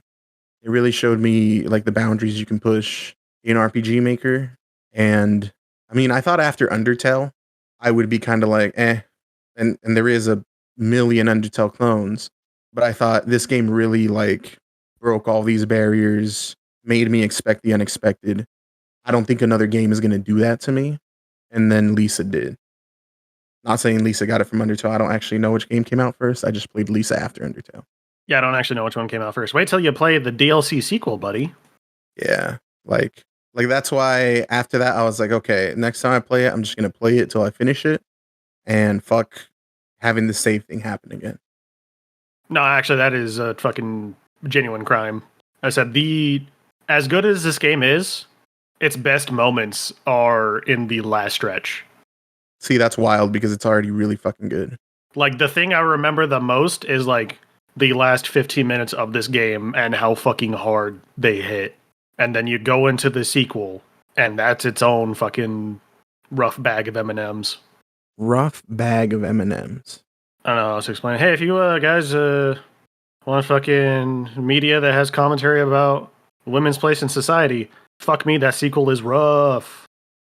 So what you're saying is maybe hold off. I don't know, the sequel's really good too. Like, I can't really talk about it at all without spoiling it, but like... That's fair. Both of these games are about playing as not very good people. And in the first game, you're figuring out why the person you're playing is the way they are as you play the game. In the second game, you know exactly why they are the way they are. And you get to see that fucking descent into fucking anger and fear and just like lashing out at everything else around you. Like these games are like some of the best $10 you could ever spend. Yeah, it is a good entry point, not gonna lie. All right. Are we ready to get mad? Potentially. Can't wait. We are now at our top 5. How we feeling? I'm ready for this. The only person I'm mad at is me for selling Dungeons and Daddies poorly. But we're moving forward and not looking back. Let's hear your number 5, Stephanie. All right, sounds good. So it's probably going to be cliche, but that's okay. So my number 5 is the Spider-Man movie. Never mind, I'm mad. Yeah, it's okay. The Across the Spider-Verse? Yep. And so the reasons why I still really like this is, for one, I still listen to the soundtrack. Like, I freaking love the songs in it. For two, I really like just everything that was going on in this movie. Again, I get it, why people are mad, because of a lot of different things. I don't know if I can spoil it. No spoiling it, right? Everybody's watched it? Maybe not. I mean, I think all three of us have watched it. Yeah. Yeah. Well, I guess this isn't spoiling it, but it's just like, again, the whole cliffhanger thing, but I still really liked it. And I think I'm glad that it wasn't all put into one movie, because then I would have been pissed, because it would have been way too fast. Like, I like the different ways that it went into everything. And I do like the villain. And I do like, again, how like anybody can become a villain, even by like one small minute thing that you do. And I'm just like, damn, that is crazy. And also too, I do like the character designs and like the different clothes. I was like, this is really cool. And I like both Miles. Like that's also pretty nice. But anyway, yeah, there are just a lot of things that I can't like really critique about. So Nothing about this movie is really fucking cool.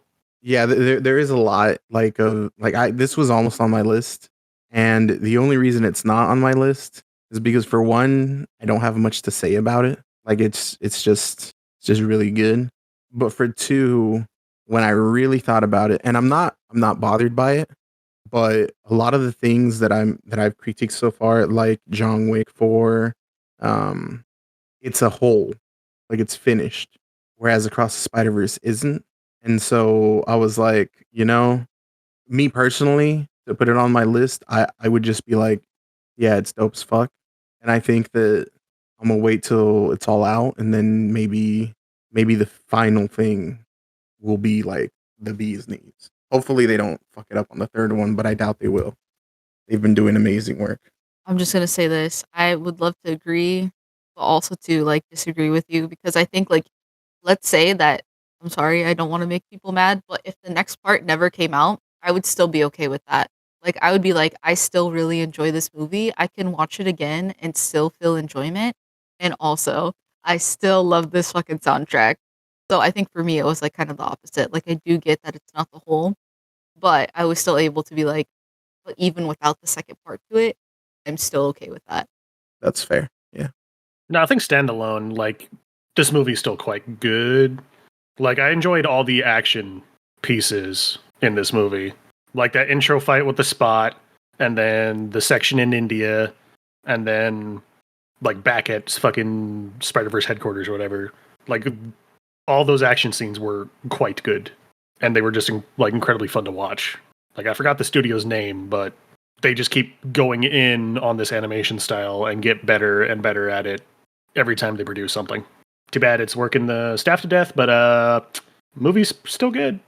Sacrifices must be made. No, I'm just kidding. No, damn. I'm just kidding. I'm kidding. I was like, we talking about, beef, but then we ain't talking about that. I know, here I am. This is where I get canceled anyway. Stephanie, you're talking about the soundtrack, right? Like the licensed songs? Yeah. Okay, like that was pretty good too, but like the score to this movie fucked. Like That's also fair. synths, the way the synths fucking play whenever they need to play, and like Gwen's drum shit, like it got me. Like the score to this movie makes a lot of the moments in the movie a lot more impactful than they would have been otherwise. Like the synths that play when like Miles is looking at all the other Spider-Men, I was just like, damn, it's go time. That scene did go hard. That's actually like a good way. Like it went real hard. But yeah, so that's my 5. I get it. It is kind of like cliche, but I just really loved it, and I still really love it. And this is coming from a person that like finds it hard sometimes to rewatch the same thing. And with this one, I don't have a problem with that. I like bought this right after it came out. So yeah. But anyway, number 5. Yeah, I don't give a fuck about Spider-Man or superheroes, and I thought this movie was pretty good. Yee. See, you say cliche, and I like that better. I don't like the term normie that Jake was using, but like, I don't think you should feel bad. They mean the same thing, bud. I don't think we should feel bad for liking something that was fucking good. No, there's nothing wrong with being basic. See, the way you're phrasing it, Jake, it sounds like an insult, but like you don't got to be offended by being exactly like everybody else. See, why do you say you? We all just agreed about this movie. No, I agree. I'm a duplicate person too. I'm also born of American culture. I agree. All right. Really, this is just psychopaths. We're a part of the psyche. But anyway. just wanted to put that out there. No, there's nothing wrong with being milk toast, bro. You and me both, buddy. Going to go get a peppermint mocha later today. All right. So, Stephanie, your number 5 was Across the Spider-Verse. Second entry in the Miles Morales saga. Jake. Trilogy. Well, we don't know that yet. Fair. Jake, what was your number 5? My number 5. A movie that I think is significantly better than fucking Spider-Man. Into the Spider-Verse. Or Across the Spider-Verse. Whatever the fuck it was called. Nimona.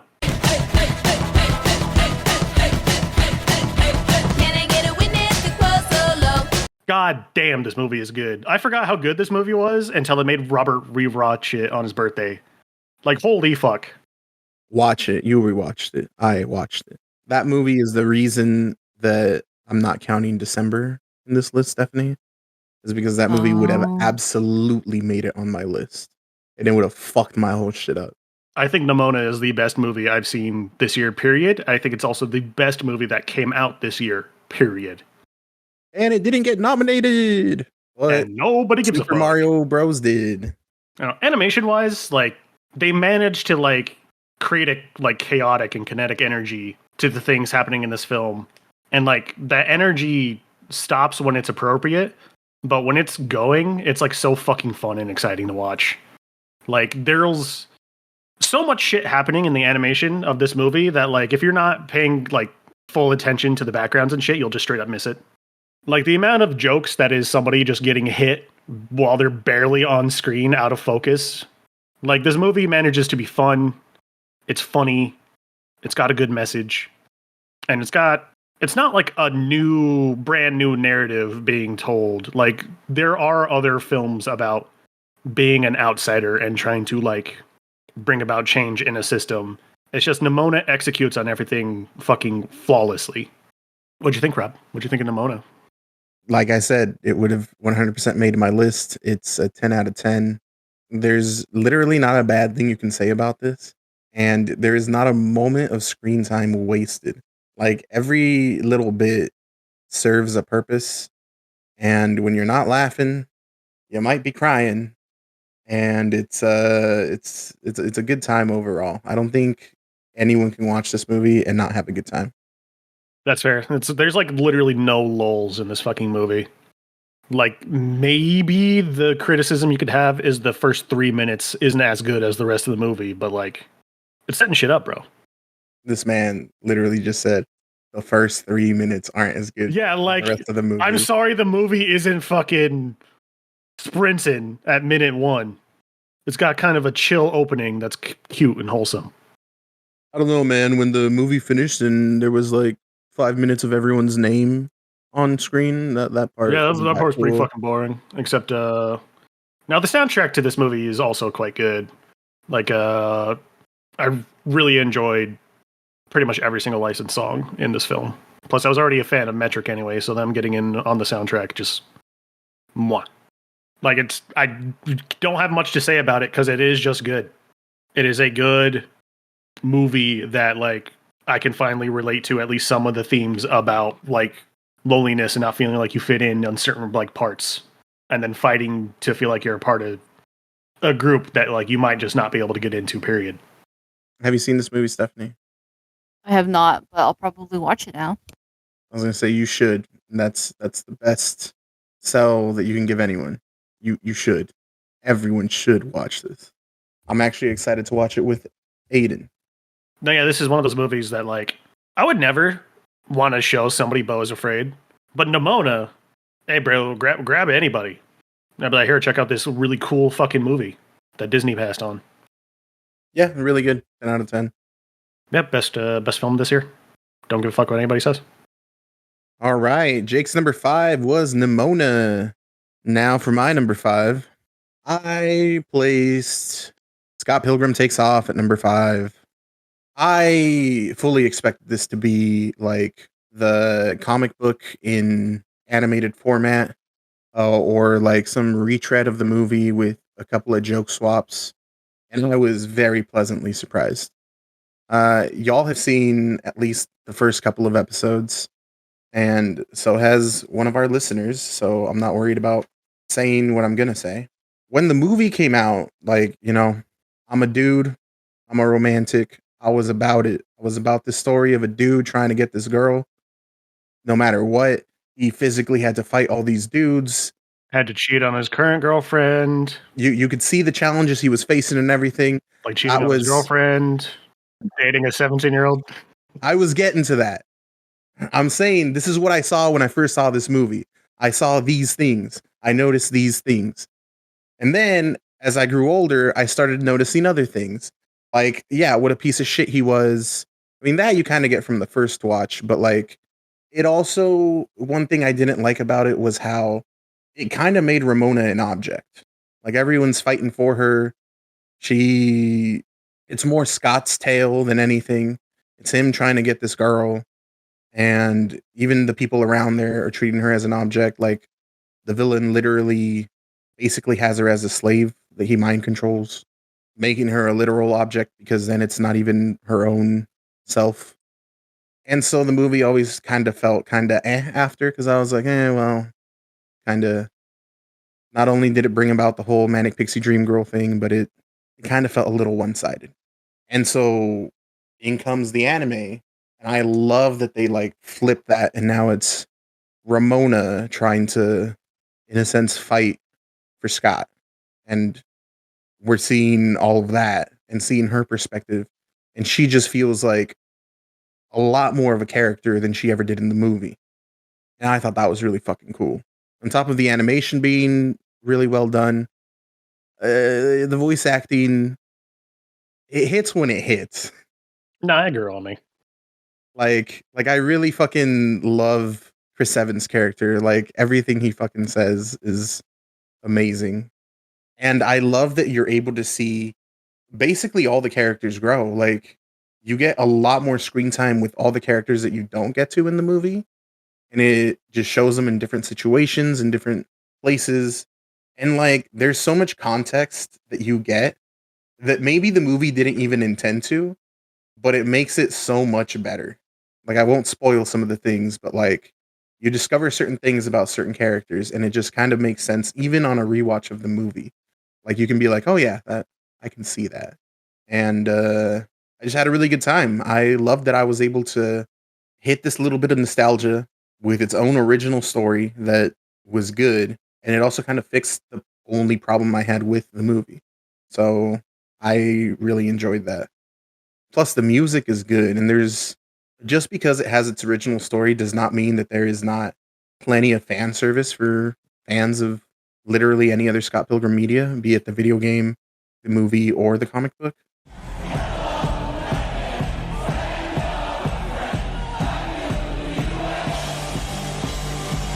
Just one of my personal favorites this year. Anyone have anything to mention since y'all did watch at least some of it? I mean, I'm not going to fight you on it being good. So, Scott Pilgrim vs. the World is one of my favorite movies of all time. Like, when I saw it back when it dropped in, like, fucking 2009, it was like, I had not seen anything like it on a movie screen ever.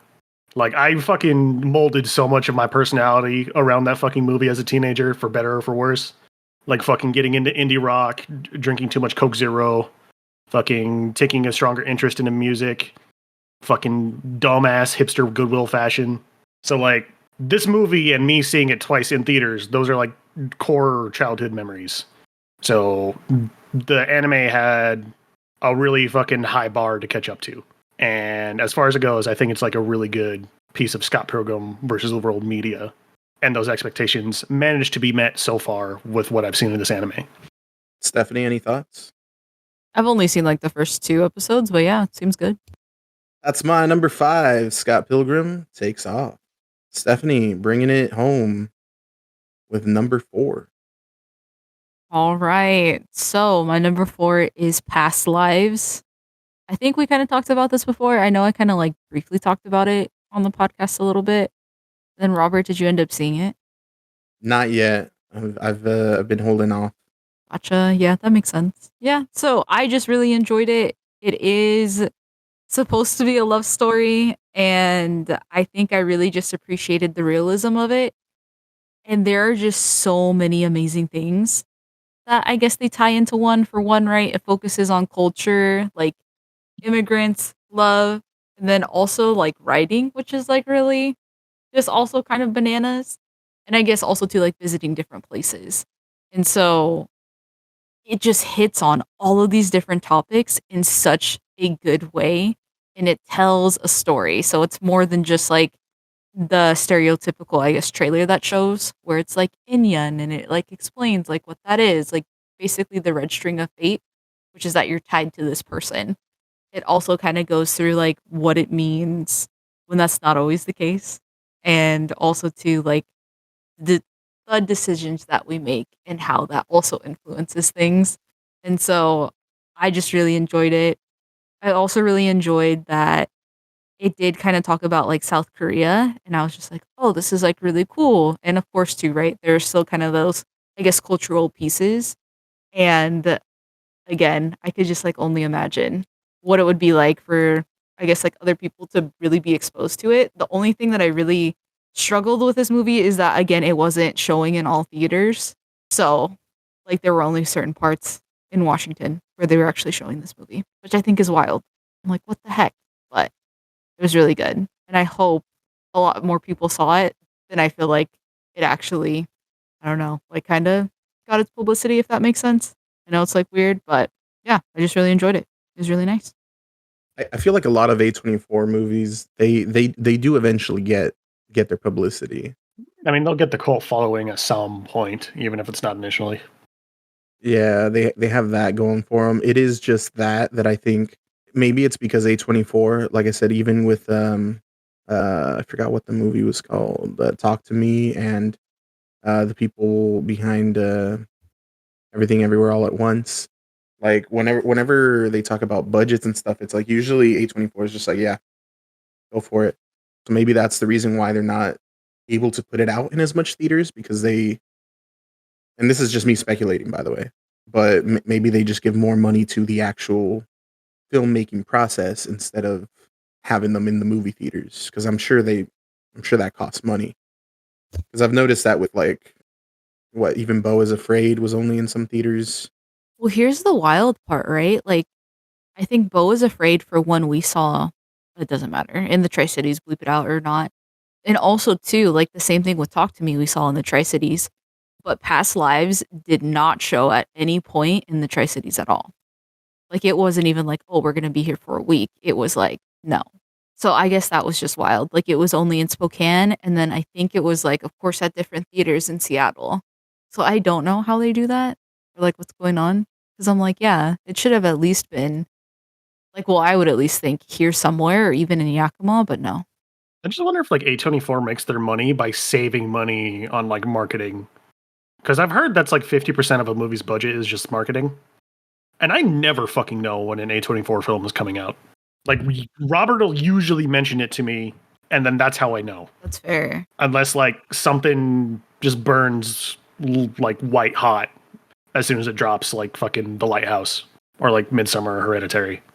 I saw that Hideo Kojima might be making a movie with A24 about Death Stranding. That movie's gonna fuck. That movie's gonna be a goddamn experience if it's real. Yeah, I was like, I don't want to make any promises. I just saw something, and then I was like, and then I just went on with my day. But maybe. All right, that's my number 4. So I'm definitely gonna watch that this upcoming year, though. I think this month, Christmas, I'm gonna focus on happy, upbeat films. But it is happy. I will say that. It's just not in the way that you would conventionally think. is it gonna make me cry? Yeah. Yeah. See, like we'll see. We'll see how I'm feeling. Jake, or well, Stephanie, your number 4 was Past Lives. Jake, what's your number 4? And number 4 slot, we got Hotline Miami 2. Wrong number sliding in here. Hotline Miami 2 is an anti-war, anti-violence, anti-hatred game that also somehow makes indiscriminate random violence the funnest fucking thing to do possible.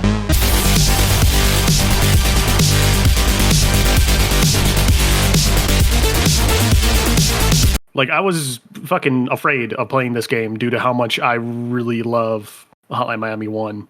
But I think I might like Hotline Miami 2 more just because it like makes me enjoy the Hotline Miami IP more as a whole.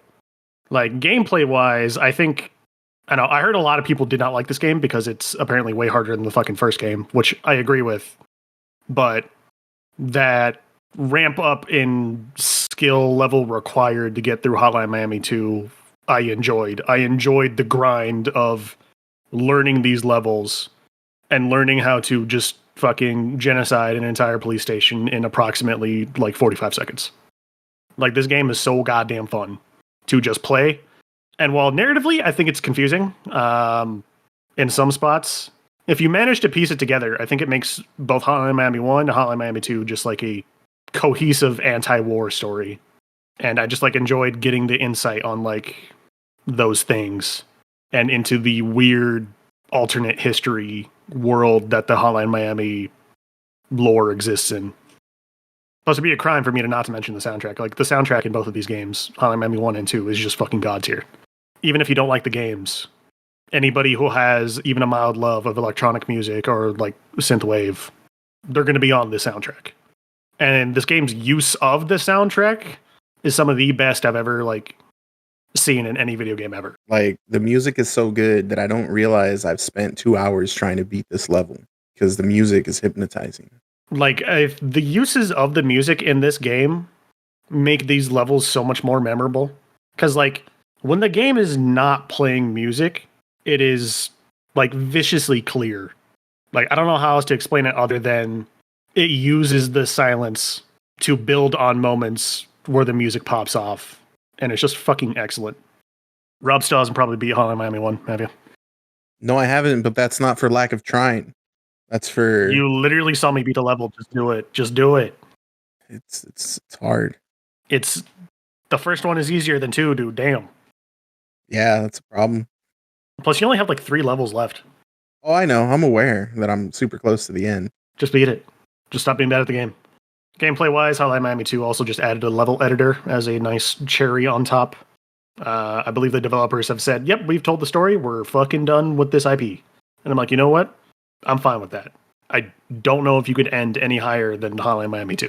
Well, I mean, that's fair. I don't know. I haven't played that one, but it's a good thing to leave before you're, you've overstayed your welcome.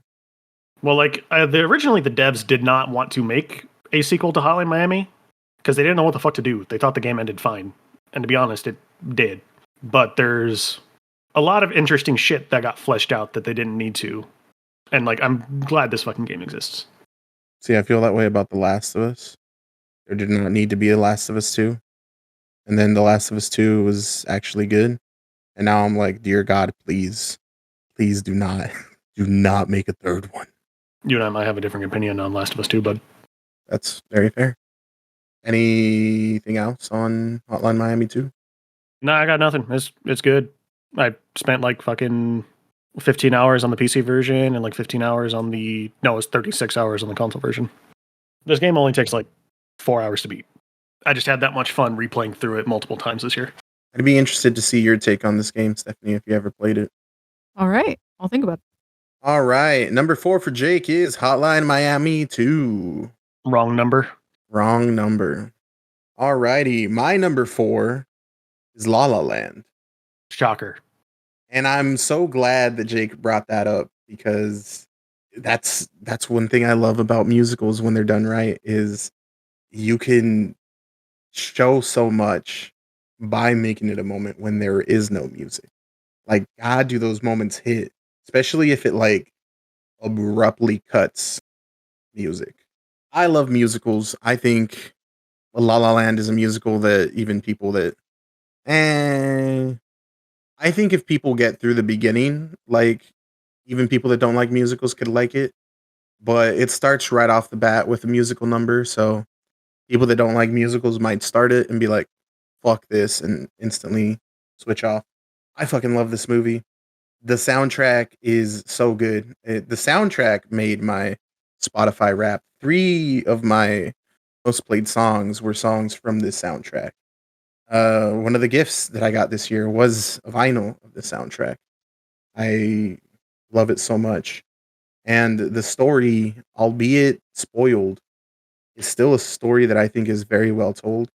And it speaks to what Stephanie was saying about past lives. Like, this is a love story with some realism attached to it. And, Stephanie said that one's a happy story that I'll probably cry at the end. And some would say that this is... I didn't say that. Got a happy ending. In an unconventional way. I just want to make sure that people... Yeah, anyway, it doesn't matter. I think that applies for La La Land. It does have a happy ending in an unconventional way. And I also cried at the end of this one. So it's you know, this movie has made me scared to watch. I forget what it's called, Babylon or something. The third movie that this guy has made, because he's made Whiplash, he's made La La Land now, and I don't know if he's going to be 3 for 3, but he's 2 for 2 right now. La La Land is good enough to make it on my top 5. I can rewatch this movie at any moment in time. Right now, after this podcast, I could go sit down and watch it, and I would have a great time. I'll probably watch this movie at least twice a year for the rest of my life. Yeah, see, I had no fucking interest in this movie whatsoever. And then I watched Barbie. And I was like, ooh, Ryan Gosling kind of killing it in the musical department. Now he knows. Now I'm educated now, bro.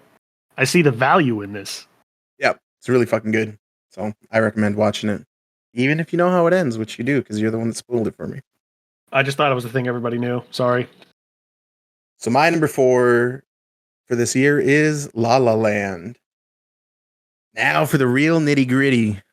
Stephanie, which movie or TV show or video game or any piece of media made it to number 3? All right. So for me, it was Cult of the Lamb. I really enjoyed this video game, and I still enjoy this video game. And I get it. I know that it's like basically going to be going offline this next year, which kind of sucks. I feel like I came onto this bandwagon like way too late, but it's still really good. And again, there's like a community within a community. Real quick. Did they, is that happening? I don't think they're going to pull it. Yeah. I think, Oh, are they not? No. I think like all that shit's Gucci now. It was a threat, nice. and then Okay. Unity rolled back their changes. They're still doing shit I'm mad about, but Well, I think they got some of the monetization shit figured out. Yeah, I think you're good. I think it's still going to get updates and everything, even too. oh, thank God. Because also, too, there was like this huge update. But again, I just really enjoyed it. You get to make your own cult. And again, I feel like some of the media that I ended up watching this last year is a lot of like cult things. So I was like, this is very interesting. But it's just like almost like a Sims feel, except you actually have to go out and get all the stuff for like your Sims. And like, I don't know, it's also kind of like a drama TV show, hearing what your villagers will come up and talk to you about and what they ask of you and how marriages work. But it is just amazing. I love it. And I feel like it's something that I can hyperfixate on because you do need to go and collect all of these things. So love it. So many different things. So this cult game is a good way for you to take your mind off things that you've seen in real life, like cult things. Well, again, you don't always have to go back to your village either. So technically, yes. I mean, this game, I've heard so much about this game. Like it seems fun and cute. So Yeah, it's on my list. It's just, I feel like if I played this before I played Hades, somebody would find me and beat me. I also feel like, and this is completely out of context, by the way, but the people that make this game, their Twitter posts about this game are questionable. Yeah, it's wild. Also, too, I didn't know that like there is also like a whole YouTube community. They have made like so many different like episodes of what could happen in your village and just like random stuff that you see. So again, it's also just bananas how people have really stuck with this game. So anyway, Like, I'm curious just because I wonder if this is like a Jackbox party situation where like the game is not advertised as a thing at all. Like it's more innocent in its advertising and in what the game actually is than what the community has made it. no, I think I Or is this like in the game? I think it depends on what you've seen, but I think I also talked about the last time I played this game, like you literally die and a demon summons you and is like, "Hey, if you do this, then I'll give you a second chance to live." And so then you're basically doing the bidding for this demon, and this is like the first 3 minutes of the game. So I'm gonna tell you right now, it's like a cute design, but like you're literally killing other demons to promote this like big Papa Daddy demon, and you're making sacrifices. Like it's I don't know. Like the next update is called Sins of the Flesh that's coming out for this game. And Mhm. like I said, some of the fan arts and stuff are just very, very interesting. A community within a community. But yep, this is my number 3. So what you're saying, Stephanie, is it's like playing with dolls, and you're like, now kiss, now have a kid, now sacrifice that child to the flesh god. So maybe that's also what's going to be an update because they can't have kids. Oh, okay, damn. Yeah, so I was like, maybe that's what they're kind of talking about, but also There's no baby sacrifices. Fuck this game. I'm out. You unsold me. I was about to be like, well, I mean, it sounds like with this update, it probably will be, but also you could still make other sacrifices. Just throwing that out there. Really cute game, at least aesthetics wise. So I mean, that's gonna be probably wait for a fucking Steam sale where I can snag it for like $5 or $10 or something. Especially now that I got a Steam Deck. All right. So number 3 for Stephanie is Cult of the Lamb. All right, Jake, what made it to your top 3? Top 3 of the real shit now. Third slot. Easy, no brainer. Was gonna make the top 3, no problem. Moral Oral. Goddamn, the show is good. This show manages to just like balance comedy and trauma really well. Like some of the jokes in this show absolutely fucking kill me. And as I like mentioned last time, like it brings up like memories and experiences about religion I forgot I had. But like it's probably my favorite part about it is the way Moral Oral wraps up. Like I know this like show was short-lived and didn't get the amount of time the creators wanted, but it's nice to see one of these shows about trauma that is very funny also wrap up in such a way that it leaves you with like hope and optimism. You finished Moral Oral, Rob, or did you fuck me? You know I finished it. Oh yeah, you did. What'd you think? It's really good. Like I unfortunately put it in the same slot as I would recommend this to someone else as much as I would recommend Beau is Afraid to someone else. The fuck? Like I wouldn't. I wouldn't tell my I parents, hey, you would, should okay. watch this. I wouldn't can tell my recommend. sister, hey, you should watch this. I can recommend a lot of people Moral Oral. I don't think there's anybody I could recommend Beau is Afraid. Like I said, it's on the same list for me, just because the same people that I would recommend more oral to are the people that I would recommend Beau is Afraid to.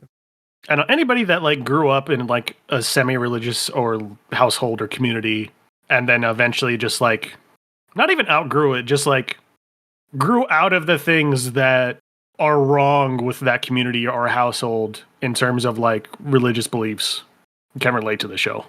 Yeah. Like I said, the first season, it's really funny, but there's really no continuity to it to like the last episode. And then season 2, once it ends, it just fucking goes. And then season 3 is just fucking heartbreak after heartbreak.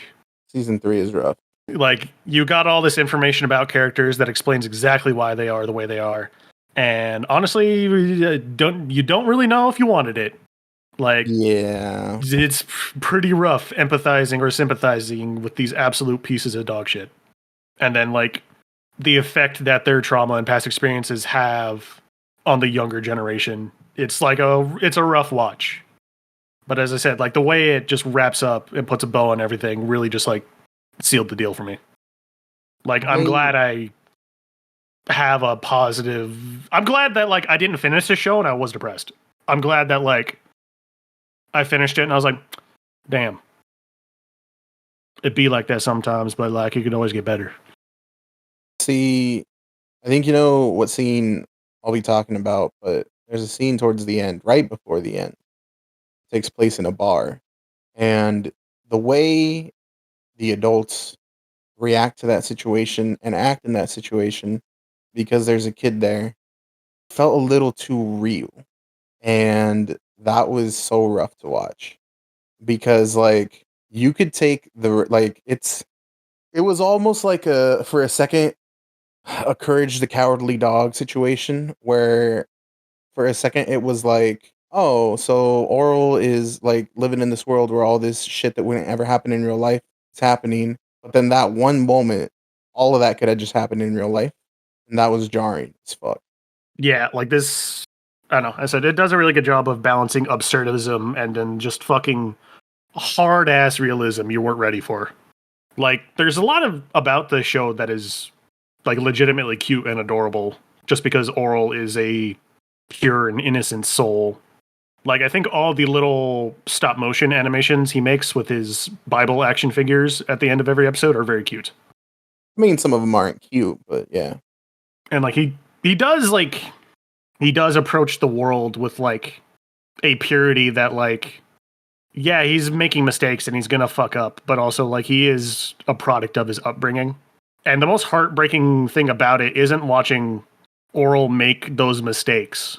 The most heartbreaking part about this show is watching Oral realize all the people in his life are fucked up and watching that innocence die.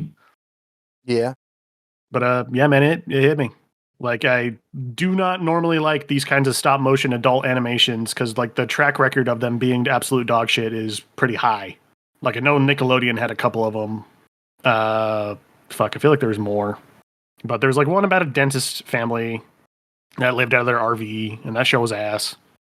And there was another one about like a plumber family and their shit living in the ghetto. And like, I was just not a fan of Robot Chicken at all growing up. So I just kind of like categorized Moral Oral in that vein. But yeah, I'm glad I got around to it now rather than earlier, because this shit hits way harder now being an adult who's grown up. It's good, man. It's my number 3. Sorry, I was just sitting with the words. I'm an adult now who's grown up. As I said, okay, I fucking actively downloaded the My Local Grocery Store's fucking point card app so I could save money by couponing. If I'm not an adult now, I don't know what the fuck is. Like, that was the moment I had this weekend where I was like, damn, I really am 26. Oh, shit. Shut the fuck up, bro. I was like, damn, I really am an adult-ass adult. Like, I thought anybody who was, like, older than, like, 22 was an old person growing up. And then it hit me where I'm like, oh, no, I am an old person now. Mm-hmm. But that's my number 3 slot. That's it. What's your number 3 slot, Robert? Hey, remember when we were talking about how I had a birthday this month? Yeah. I there's no relation. Anyway, so my third thing was The Bear. Wow. I don't think I need to tell anyone that The Bear is good. Everyone who's watched it will tell you that. There's not a single person who's watched this and not liked it, probably. I did see something, though, that I was like, okay, you know what? Fuck it. That's fair. One of my favorite authors, I used to read his cracked articles. Now I follow him on TikTok. I get a lot of TV show recommendations from him. Is Jason one of my favorite authors? I don't know his fucking name. Dude that wrote John Dies at the End and that whole series. He has a video it's a TikTok talking about The Bear, where he's like, this is the one show that I've been recommended by so many people to watch that I will never watch. And it's because every single person's description of it says, you will feel anxiety when you watch this. You will feel stress when you watch this. And he's like, I don't need any more of that in my life. Like, I have it. If you don't have enough in your life and you feel the need to watch it, fucking go for it. But I'm not going to do that. And that's fair, because this show will make you feel anxious and it will stress you out. It will make you feel things and it will make you ask questions. It will make you look at your own life, and it will make you think of things from like holidays with your family to just the relationship you have with your family in general. And that can be uncomfortable. All the characters, like Stephanie said, there is my favorite character, this guy who you watch and you're like, what a fucking asshole. What a piece of shit. And he's in his like fucking 40s. So you might say, man, can you redeem yourself at that fucking age? Can you, like, if you've been fucking around that long, can you come back from that? And the answer is yes. Yes, you can. And all of the characters they feel like real human people, and they make real human mistakes, and they have real human triumphs. Like I said, I wouldn't blame anyone for not wanting to watch the show, because it will hit hard spots. In season 2, there is an episode that episode alone would have made this list, and it just serves to build up the rest of the series. Can't really talk about it without spoiling it, but as much as this show will stress you out, as much as it will give you anxiety, as much as it will make you think about all these things, it does make the moments when things go right or when there is personal growth feel so satisfying. There is catharsis in all of this dread. But the show isn't a show that will hold your hand and I think it ties back to everything I've talked about before. Like, you do have to take accountability for your actions. You do have to accept who you are and realize your faults, and then you got to do something about it. And if you do, you'll see results. If you don't, you'll see consequences. Everything from the direction of the show, and I mean like video directing, to, like I said, all the characters, the writing, it's all fantastic. And if this show ended where it ended, which, like I said, it's open for a third season, and a third season is more than likely happening. But even if this is all I got, totally okay with it. Goddamn masterpiece. I mean, Stephanie already talked about the bear earlier. I think you haven't watched it, so my number 3 spot, the bear. Yeah, at the point in time when you recommended this to me, this would have not have been a good point in my life to slot it in. That's a very But I will get around to it. fair thing. Like, I could see this show fucking someone up. And like Stephanie said, like, especially the way season 2 ends, people could definitely watch this at a wrong point in their life. Yeah, like in my last quarter of school, I was definitely on the fucking escapism train. But now that my life's a little bit together, yeah, sure, let's fuck it up with media. I'm down. Say less. Just fucking destroy my ego, bro. I also want to mention this because Stephanie mentioned to me that this was kind of stopping you from watching it. These are 30-minute episodes, with the exception of like 1 or 2 episodes. Like, they're not hour-long episodes, so it's not like a huge time sink. Yeah, I should probably get on it then for season 3 drops while it's all manageable and shit. Plus, you're gonna want to let it breathe a bit before season 3 drops. All right, now it's just down to everyone's top 2. Stephanie, what do you got for number 2? All right. So my second one was Have a Nice Death. That is also a video game. I really liked it. It's kind of similar to Hades, where, like, again, you start off from the beginning and you continue to build. And so it's just something that, again, I just really enjoy. Also, there are just all of these different random, like, pop culture references. And so that also makes it really cool to just go through and to just have a good time. And again, you are just like, now that I'm thinking about it, basically harvesting souls because you are death. And so you can play like an infinite number of times, and there are going to be like so many different outcomes. And also, since you are like the Grim Reaper or death, there are people that are showing up randomly. So you can go through again and you'll have one of the people who live or will live and then also to work under you. They will come up to you and ask you like something completely random. Or you'll hear about another person that works there and what they're doing and what the office gossip is. And so it's just so cute. There's an element of drama, and also like the boss battles are just insane, but they're so fun too. So it's also not impossible either. Like, the boss battles make sense and you can get through them after you kind of build a little bit more. So just throwing that out there. So it's not a frustrating experience. No. And it's just really cool to kind of go through. It can be, though, especially kind of in the beginning, because you're like, goodness gracious. But it is really cool, and you do get to like decorate, I guess, hell, which is pretty awesome. So again, there's a Christmas theme, and it's so cute. But anyway, just random things like that. So what you said, it's like a roguelike, like Hades? Yeah. Okay. Because I was staring at the screenshots and it looked like a 2D platformer, so I was like, trying to figure out what the fucking gameplay loop was. No, that makes sense. Yeah. I was about to say, in music-wise, again, it is like elevator music. I guess when you get to a boss, then it like changes the music a little bit, but I wouldn't say it's something that you would love to listen to, but at the same point, it's not bad either. So by elevator music, you mean smooth jazz, right? Yeah, basically. Mm-hmm. I mean, it must be good to be in the number 2 spot. And I do like roguelites. That's my number 2. All right. Number 2. Jake, what do you got? All right, so for number 2, we got Illbleed. This game is probably like the weirdest piece of media I've experienced this year, and it kind of felt like an assault on my brain. and I'm here for it. Like, this game is so fucking weird. Like, it's not like any other game I've played before. And I feel like that's probably why it just, like, sticks out in my, like, mind in terms of, like, media I've experienced this year. Like, it's survival horror minesweeper until it's not, until it turns into something completely fucking different. And then it goes back to being survival horror minesweeper. And then it goes into a fucking walking sim. And then it goes into a fucking boss rushes, the video game. Like, it's, the shit is zany. Like, there's a love and passion for, like, campy horror that this game has that it injects into itself that I greatly appreciate.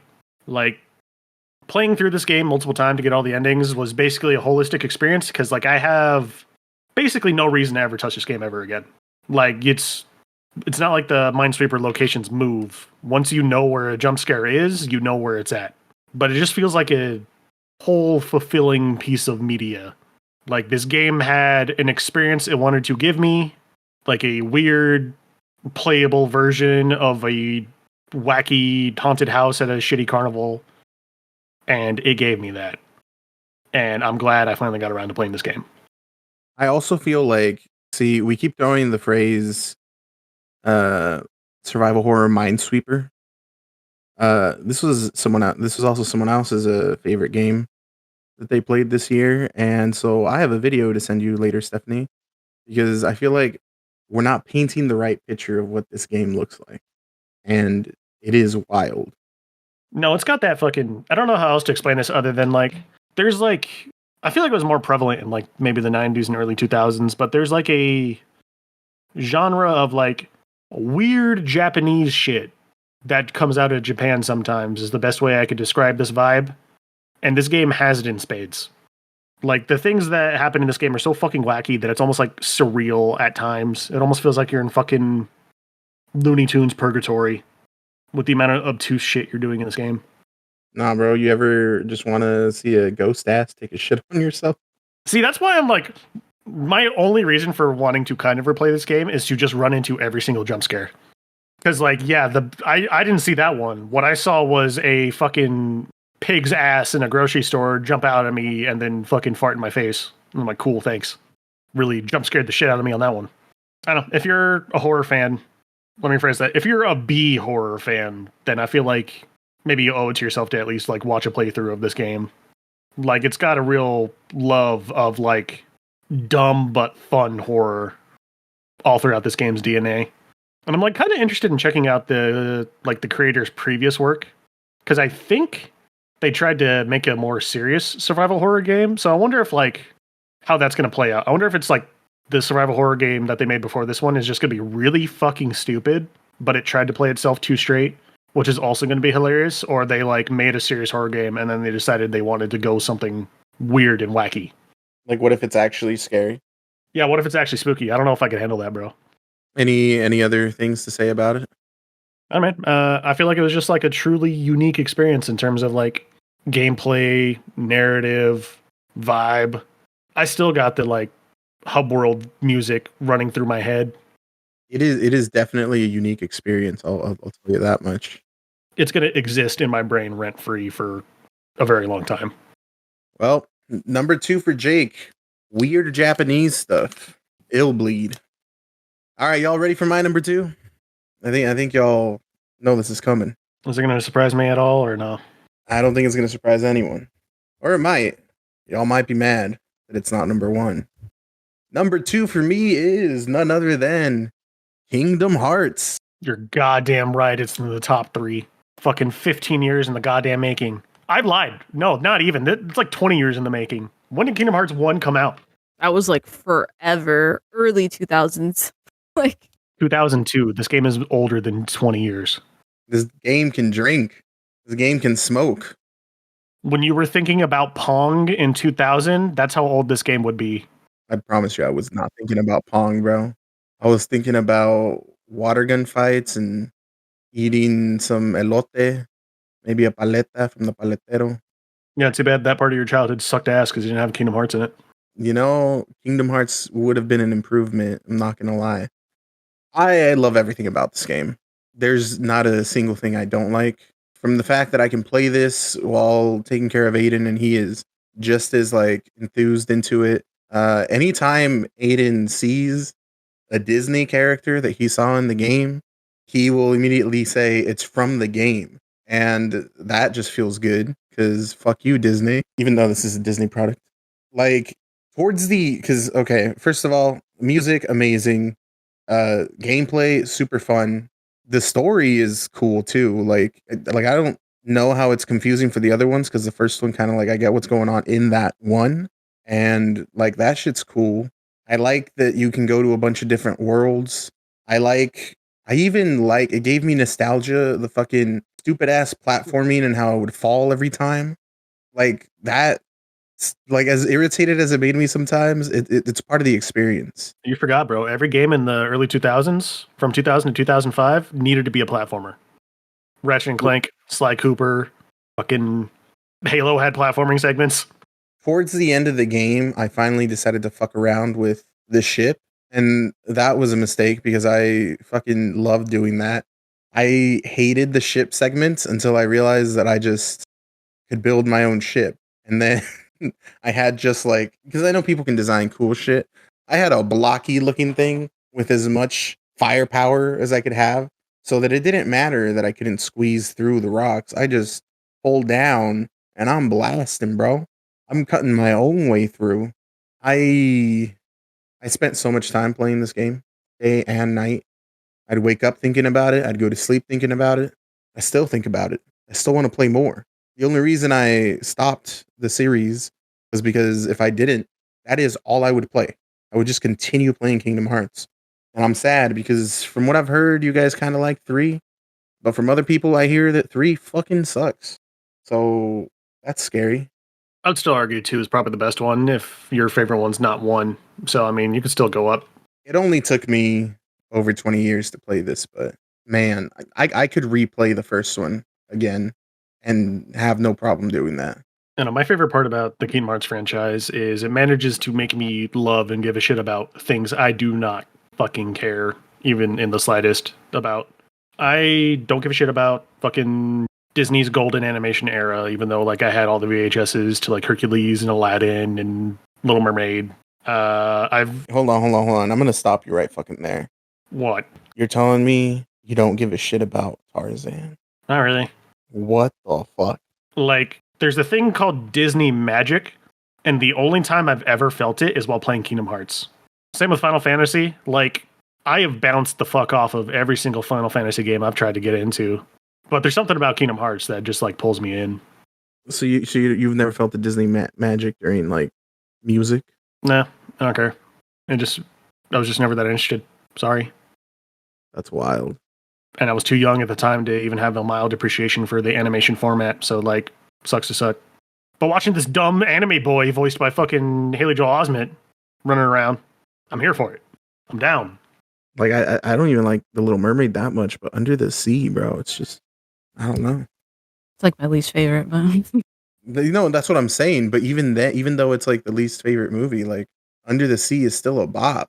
I don't remember why I like them, but my favorite ones to watch were Atlantis and Treasure Planet, despite Those me not don't remembering count. anything about them.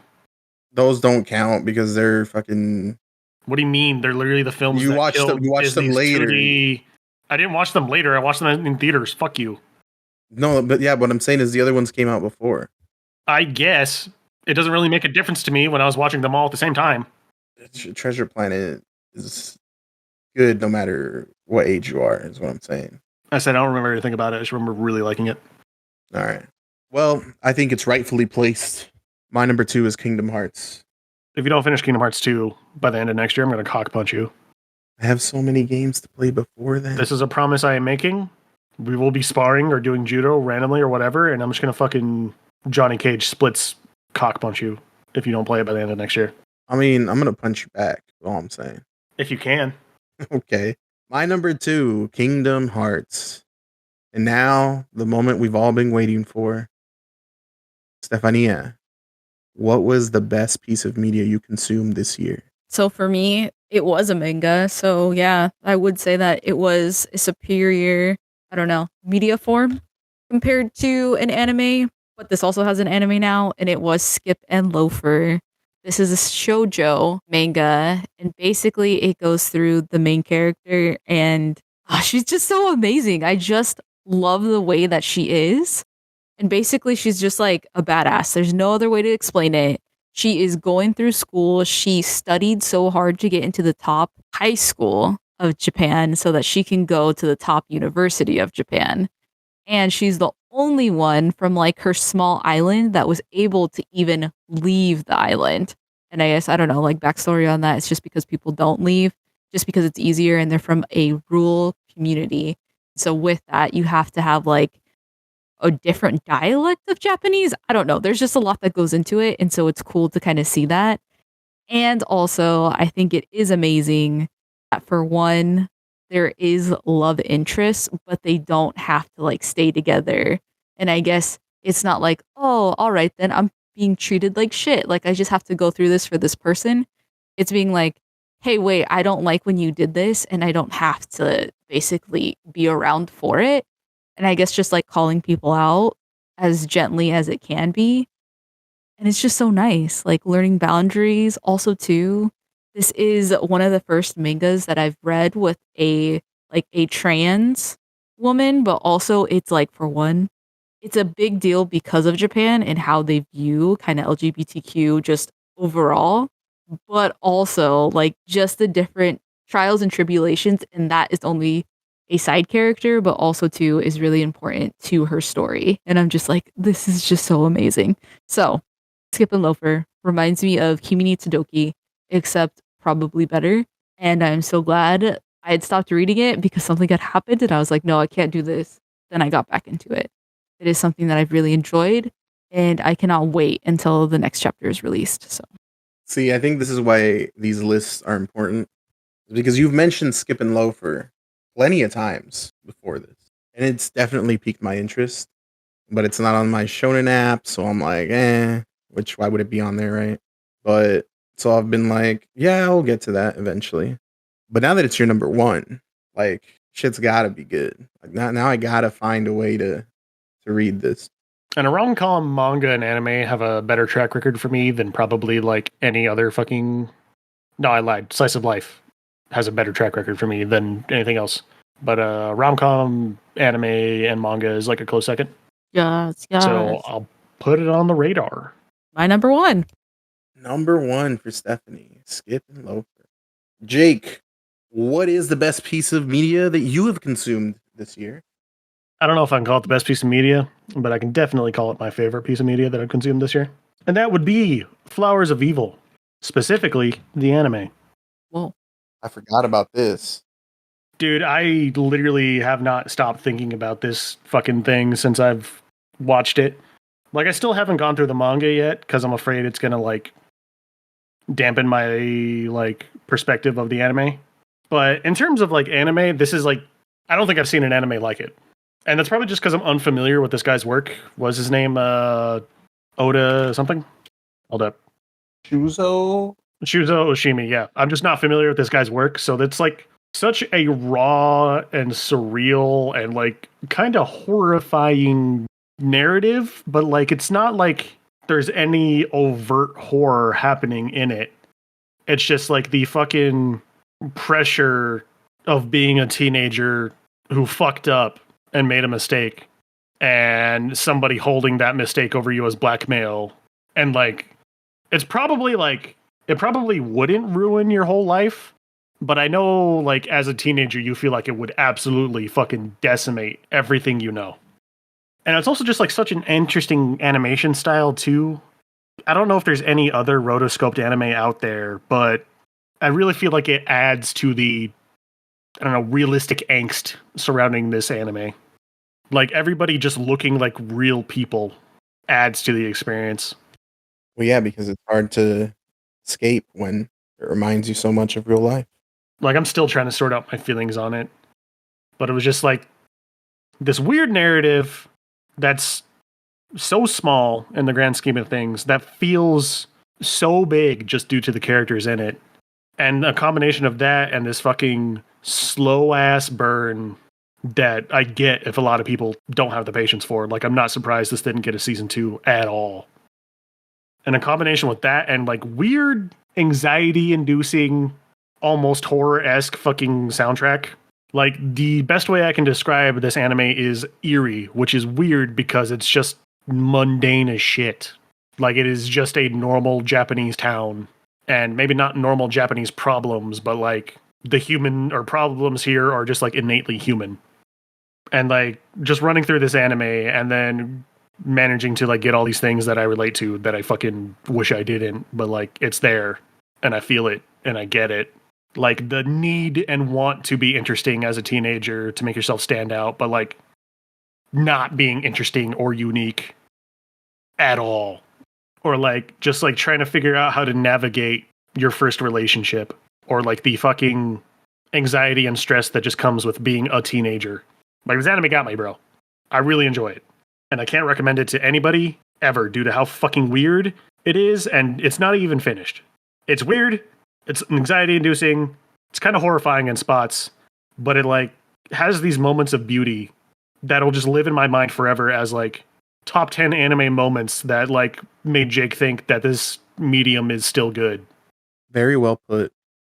Yeah, I'm not gonna lie. I ended up seeing it. I don't remember if it like had just came up, and I was like, "Oh, hey, that's the thing that Jake was talking about." And then also too, I think Robert, you had brought it up too, saying like what it was about. I'm like, man, maybe I should watch it. And I was like, this next year. You're like, my mental health can't handle it right now, but I was like, skipping loafers the only thing that's keeping me above. Just kidding. put it in my back pocket. I know it's got a movie adaptation, and I don't really know how that went down. I just really like the anime adaptation of this manga. Like, I'm gonna finish reading the manga and see how this narrative plays out, because I'm getting the vibe that the anime ends as happy as it's gonna be, which is problematic. Damn. With this guy, it makes sense. Yeah, I don't know, maybe like I would just really enjoy all of his other work too. Like, gotta consume more shit. Jake's like, horror movies that are a bad time? Not about it. It's the facial expression. Terrifying manga? That's a bad time. Let's go. Yeah. I don't know. Like, the vibe I'm getting is this guy has like he's really good at writing interesting and complex and kind of horrifying relationships between people. This guy has anxiety. That's a good way to trauma. appropriately phrase it. Yeah, like I'm genuinely curious to see where Flowers of Evil goes. I just feel like I needed to give the anime a little bit of a breather for going in again. I feel it. Number 1 for Jake this year, Flowers of Evil. All right. To wrap it all up. Go ahead and disappoint me, buddy. My favorite piece of media. Y'all can probably guess by what I've omitted so far. My favorite piece of media this year was Ted Lasso. Oh, I thought you were gonna say Tetris, and I was gonna be like, by golly, he got it. I got him. The biggest plot twist in the century. Like, dude. I was like, hey, bro, I bought that shit for VR. I've been playing it. Holy shit. Changed my life. Earlier today, I said there comes a moment in everyone's life when your hero dies. This person that you look up to, this person that you think can handle anything, they become human and they become vulnerable and they become just not a hero. I think that I've suffered with anxiety probably for a majority of my life, and I always overthink things. When I was younger, though, I would always be like overthinking things, seeing all these things, but I'd look at the one outcome that was positive for me, and I would focus on that, and I would be like, well, that's what's going to happen. I was a very positive person, and as the years have gone by, I feel like I've slowly gone the other route. When I overthink things now, the very few positive outcomes go to the bottom, and the negative outcomes, even if there are few negative outcomes, I focus on those. And I've taken a lot more negativity, a lot more pessimism, and I mean, I don't like that. Ted Lasso has definitely made strides to help me with that. Not only is this one of the most wholesome shows I've ever seen in my entire goddamn life, Like, I have not felt bad watching this show at all. Even like, because Stephanie watched at one point more than I have. I've now finished it, and you still haven't finished it, right? Right. At one point, she knew more than me, and she kept saying, "Oh man, you're gonna be heartbroken. There's gonna be this thing that's gonna happen, and you're gonna hate it." Even when that thing happened, like it's handled in such a way that I was not even slightly inconvenienced or saddened by it. Like this show just is brimming with positivity, positive male, um, Positive masculinity, Rob. That's the positive word. masculinity. But I'm Get also, out of your fucking feminist box for a goddamn second. no, I was gonna say positive male Jeez. role models. Like no, it is positive masculinity, but like the word I was looking for was positive role models. Like so many of the men in here are positive role models. Ted Lasso specifically, though, like he goes through shit. He gets rocked a couple of times, and he just fucking takes it and goes like, "Well, gonna keep trucking, gonna keep going," and he does. And I haven't. I mean, to be honest, I don't think I've ever seen someone like that in real life. But boy, do I strive to be that. And even now when things happen, like I'll think back to the show and I will literally think, what would Ted Lasso do? And as cheesy as that sounds, like it fucking helps. And there's so many things that the show does, like little mannerisms, little bits that like I still keep to this day that still help me every day. Like things from the believe sign, which if you watch the show, you'll see what it is, to just football is life, are bits from the show that have helped me look at things in a positive way. And it's genuine. This show has genuinely changed the way I look at things and the way I handle situations I'm put into. And the show is up against The Bear for comedy slash musical of the year. And if we were just going off comedy, I think Ted Lasso should win.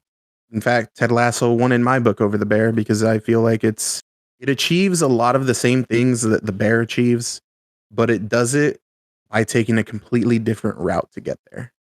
Every time that you have a character you don't like in Ted Lasso, or even when a character does something that you don't like, it manages to turn it around and subvert your expectations and take you somewhere where you're like, man, like Stephanie said of The Bear, there's a character she really wanted to hate and she really didn't like. And then she's like, fuck, see this person as a human now. This show does the same thing. The only, I guess, bad thing I would have to say about this show is that it's locked behind Apple TV. Yeah, I was about to tell you, that's why I'll never fucking watch it unless I'm at like your house or something. Like man, this show, I was actually so happy. I don't really know, I was watching YouTube or something, and I saw a thing that said Apple TV, the family plan. And I wasn't even like looking at what was going on the trailer. I just read those words, Apple TV, the family plan. And I was about to fucking go on there and add you to the family plan, Jake, so that you could watch this show. It turns out Apple, the family plan is a Mark Wahlberg movie that Apple TV made called The Family Plan. So Okay. Yeah. Mm.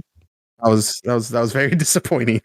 Like I said, I will think about the show for the rest of my life. I will probably for the rest of my life, whenever I'm in a situation, think, what would Ted Lasso do? And try and do my best to be like him. Top of that, this show ends. It's just 3 seasons and it's done. I feel bad for the people that had to wait because I think seasons 1 and 2 came out before COVID. And then season 3 just came out this year because, they got stuck behind that. But the plan was always, we're going to do these 3 seasons. We're going to call it good. Boom. And they did it. Wraps up beautifully. It even, like, part of me was like, man, I don't want to see this show go because it's helping me. I like it. Such a good part of my life. And it even, like, touches on that, on, like, the whole, hey, sometimes things don't last forever. I could not give the show more praise than I already have. It's 10 out of 10 best thing I watched this year for sure, 100%. Stephanie, you have anything to add? Well, I guess you didn't watch it this year because I was going to be like, this shit didn't even make your list. I did watch it this year. The whole thing? Well, I haven't watched the whole thing, remember? What you watched? So this didn't even make your list. That's crazy. Well, I would argue, to be fair, examples of positive masculinity might not be as important to Stephanie as they might to you and I. That's very fair. I'm also gonna say this though, like there are also some other like empowering women moments like in the show too. And also the way that people communicate in their like interpersonal relationships is mind-boggling. I'm like, dang, like it is the best to look at how to handle just like speaking up, getting to the problem, and also to being heard. I was just like, this is what healthy relationships are. This is beautiful. So I'm not saying that was the reason it didn't make my list, but also too there were like a lot of other things. Ted Lasso's is really amazing. No, that is fair. Oh, sorry, go on, Jake. I was going to say, so as a social autist, you're going to recommend I watch it and take notes? Oh, I'm going to recommend that you just enjoy it. And then also too, Robert will be like, oh, hell yeah. All the other things. Even if you weren't autistic, this would help you socialize in a better way and learn like good communication methods. Like there is, this show also talks about talking about things. Like Ted Lasso and a group of guys, you know, I won't say too much, but they regularly get together, you know, and just talk. It's a good time. It's a good thing. Just guys being dudes. Literally just guys being dudes. And like, yeah, just the relationships that everyone has in it, like not even just romantic relationships, but like their friend relationships. Like it talks about like so many things. Like, and sometimes people will disagree, and it's okay to disagree, and it's okay to share your opinions. And you know, sometimes your opinions are heard, and people don't agree, and that's okay.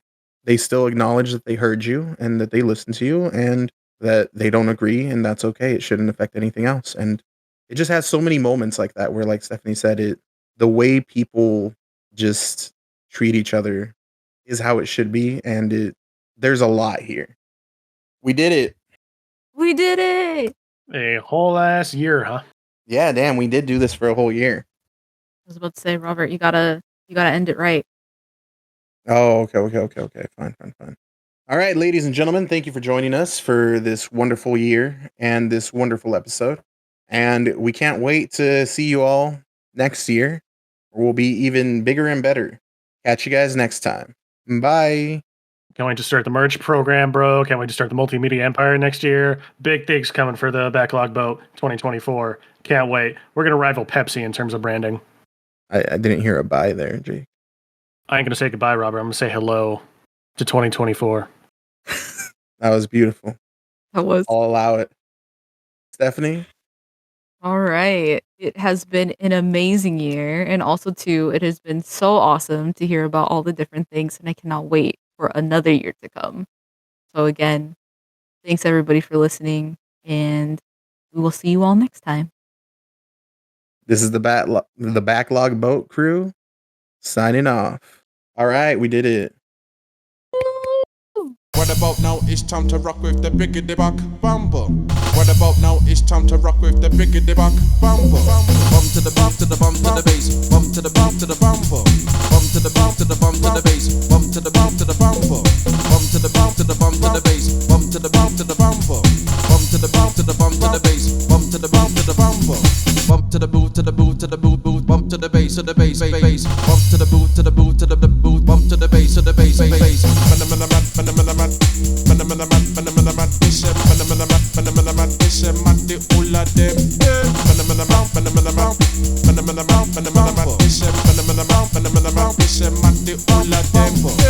to the boot to the bump to the bass. Bump to the boot to the bump to the boot to the bump to the bass. Bump to the boot to the bump to the boot to the bump to the bass. Bump to the boot to the bump to the boot to the bump to the bass. Bump to the boot to the bump to the bump to the bump to the bass. Bump to the bump to the bump bump to the bump to the bump to the bass. Bump to the bump to the bump bump to the bump to the bump to the bass. Bump to the bump to the bump bump to the bump to the bump to the bass. Bump to the bump to the bump bump to the boot to the boot to the boot boot bump to the bass bass. Bump to the boot to the boot to the boot bump to the bass bass.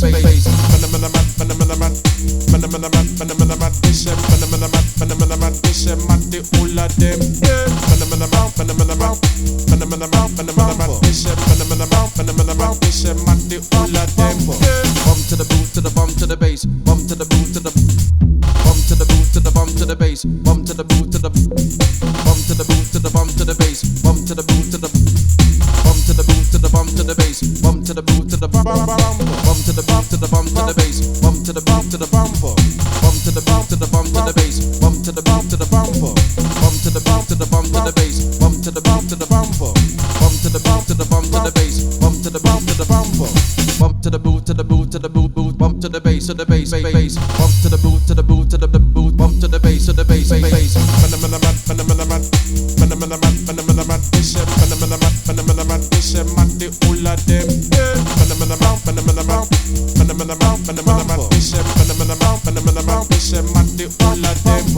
bump to the boot to the bump to the bass bump to the boot to the bump to the boot to the bump to the bass bump to the boot to the